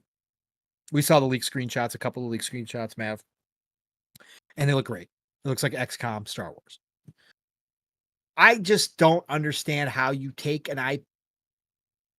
IP like Star Wars with as much potential, and you come out with the most generic, bland ass fucking artwork for your game. And the character, again, I talk about characters' coolness. Maybe you disagree with me, but man, looking at this Zero Company artwork, I was just like, thank God I'm more excited about the gameplay, and I'm not going to judge a game off of its artwork like we used to do back in the day when we had to go look at the cover and we had to look at the back with a couple quick screenshots. We had to read the description. We had to decide if we're going to buy that game or not, Mav. And that was the only game we were going to own for a few months at least, till a birthday came around or until a holiday came around. I'm glad we don't have to do that anymore, Mav, because I'm super excited for this freaking game. You guys all know this, but man, that artwork was just like, what is this? Yeah, I was more interested in just like the classes of the characters that they had, because they had like one of each. Obviously, a mercenary kind of group, right? Is that what you're getting to, Mav? Oh no, they had they had a Jedi, they had a stormtrooper, they had a bounty hunter, they had a smuggler, and like a clone. I think. But you're getting the impression that it's a mixed mash group. Yeah, I don't know. Like Guardians of the Galaxy. It's like Guardians of the Galaxy. Maybe, yeah. I get. I don't know if they were just showing off the character classes or if they were showing off like a specific group of characters. When I hear Zero Company, I think it's a very specific group of characters. That's just my impression. So yeah, maybe this is like the Suicide Squad of Star Wars, where it's like the outcasts, the misfits. Well, looking at them, besides the clone trooper who looks like a clone trooper, right? That was gonna be cool, great. We got a clone, right? And the Boba Fett looking character, obviously, again, cool. It's always gonna be dope. The rest of the characters are like, okay, whatever. Who are these freaking idiots? But anyways, again, I'm excited for Saturday. I can't wait to see gameplay. Star Wars XCOM, I'm always going to be down for, so I'm super hyped for this game. I just thought the artwork was ridiculous. I'm just like, I don't get this these days, Mav. We used to get cool shit all the damn time, man. Now we don't get anything. Outer Worlds 2 got a little bit of a quick view of some of the world map, and they confirmed that the first thing that they wanted to do with Outer Worlds 2 was make the areas much bigger because the fans were asking for it. And from what I saw, Mav, it looks like another great looking Unreal Engine game, like Avowed was, right? Looks like we're gonna get. I think Outer Worlds 2 will be bigger, better than a lot of people anticipate from what I've seen from it so far. So do I. Bigger and better. That's what you want. I agree. Man, guys, go take a look at Trench Tales. It's only coming on PC for the time being. Hopefully, it'll be coming out that for mouse consoles. game. Mouse IP. Oh no, the mouse game. That's different. Yeah. The PI mouse. That looks fantastic. That's a cartoon one. What's Trench Tales? Trench Tales is the one that looks like World War One character. Oh, okay. It's made by a solo dev. It's coming to early access on PC. Basically, he's almost done the entire game himself. He's had a little bit of help here and there. It's crazy how good that game looks. It looks like a AAA game.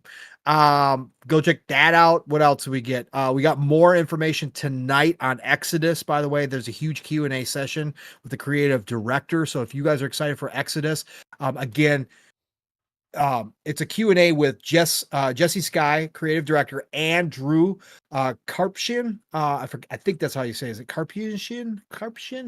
I think it's Karpshin, a narrative director who was the former lead writer on Knights of the Old Republic and Mass Effect from BioWare. And Exodus is that new sci-fi IP that's coming out that looks really fucking cool, man. So I'm excited for this one. So they did a whole Q&A session with that, and it sounds like this is going to be a dope experience. I can't wait for Exodus. So like Mav said, a lot of gaming news this week too, game specific news coming out this week. And of course we got the PlayStation price increases in other parts of the world, blaming the economic situation. They've increased both the console prices and the PS Plus prices. They even did it in Canada. So that's happening right now as we speak. That's all I got, Mav. You got anything else?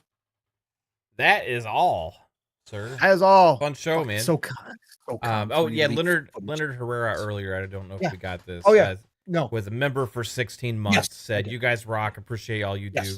Hey, appreciate you, Leonard, and everybody else in the chat. Thank you all for watching tonight. Yeah. Thanks, Brett Bingham. Yeah, it was ass, bro. It was ass.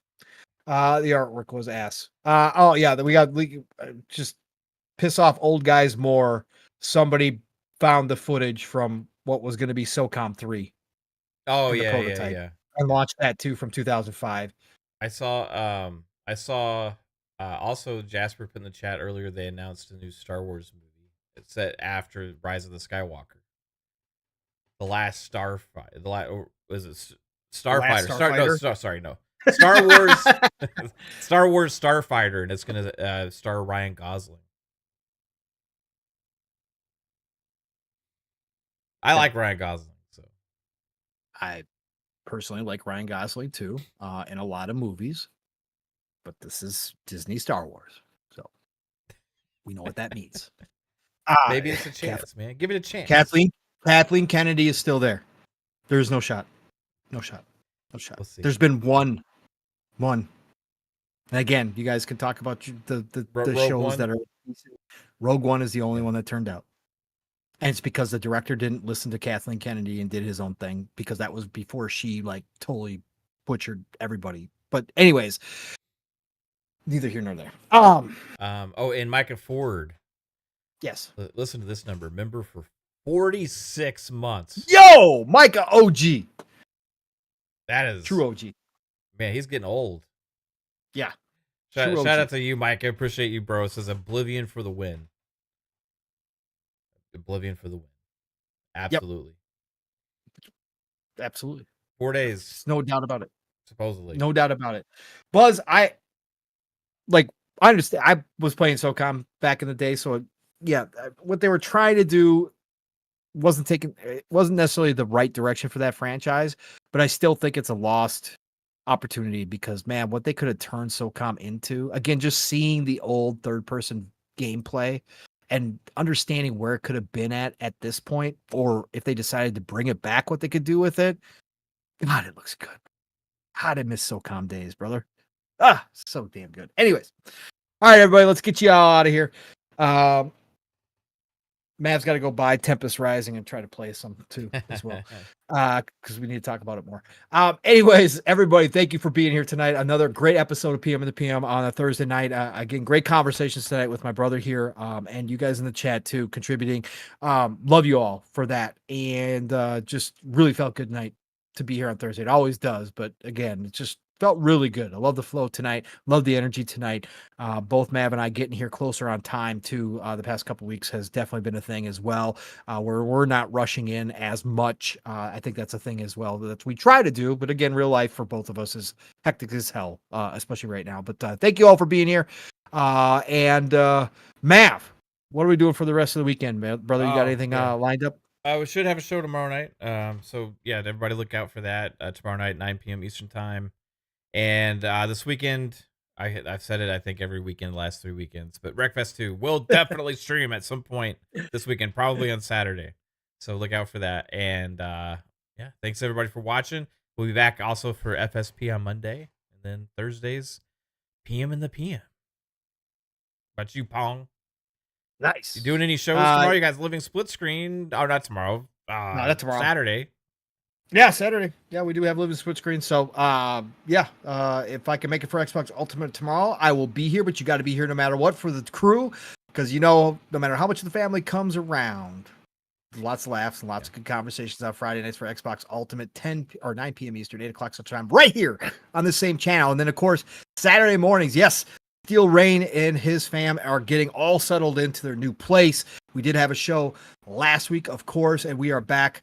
It looks like for sure this week as well. 3+ hours. Buckle up. Living split screen. We're going to have a whole lot of conversations. Again, Steel has been in a mood. That man, yeah. We're going to have some fun Saturday morning, man. That's how we roll. We both get hyped on Saturday morning, so get ready. We'll start your morning, get you through the afternoon, or your afternoon into your evening, depending on where you are in the world. But we get going at 10 a.m. Eastern, 9 o'clock Central Time, 3+ hours. Buckle up, get ready, join the train. We get rolling fast out the gate on Saturday mornings. Living split screen. Split screen is all one word. Again, it looks like the shop podcast is still on hiatus, so keep your eyes and ears open for that. So next week, Pong. Yeah, go ahead. Yeah. So everybody knows, if you want your dose of PTK Blam, head over to TikTok. Oh, is he doing the TikTok? Oh, yeah, he's on camera, everything, man. Yeah, no, he's becoming a TikTok star. Living a secret life. Yeah, he has a secret life over there on TikTok. Go follow PTK, but he talks about everything, man. It's crazy. Go PTK Blam's on TikTok. Sorry, PTK. I don't do TikTok. Sorry, brother. Go check him out. Anyway, sorry. That's crazy, though. I keep that's awesome. say that. I keep seeing him. No, absolutely support PTK. Everybody who's got TikTok, please go over there. Shout out to PTK. He's just doing little like personal videos, like talking about stuff. Yeah, it's cool. Oh, I see Starfighter's scheduled to release a day after my birthday in 2027. Happy birthday, Pong. It's May. We're not there yet, brother. Well, I mean, when that comes out, it'll be a great birthday present. It's from Sean. What do we do? Okay, whatever. A lot of people are gonna be excited. Deadpool and Wolverine director, Sean Levy. Okay, whatever. Anyways, sorry, I just saw it pop up on my X feed here. But so next week, go check out Double Barrel Gaming. Boomsticks the man 5 days a week, but it is Xbox Factor. It's all good things green on Tuesdays. Go check out that crew, 12 p.m. Eastern, 11 o'clock Central Time. And then, of course, my week will start, God willing, with PM to PM. Pong and Mav in the PM right here next week. Month end might be late. We'll see. But 7 p.m. Eastern, 6 o'clock Central Time, PM to PM next week. Otherwise, everybody, Pong So everywhere. You know how to find me, and I'll find you back. And then, of course, it is the freaking golden age of gaming, folks. I don't care where you're playing. I don't care what type of games you like. If you're a retro-only player, you can play retro to your heart's content these days. This is the golden age of gaming, folks. Best time ever to be a gamer. So please get out there, play what you love what you play. Have a great Friday. Have a great start to your weekend. I hope you all get some enjoyment in. I hope you all do something that you love. Happy Easter to everybody who celebrates this weekend as well. He has risen. Listen, y'all, I love you. So talk to y'all soon. Matt, get us out of here, brother. Later, everyone. Peace out. Bye.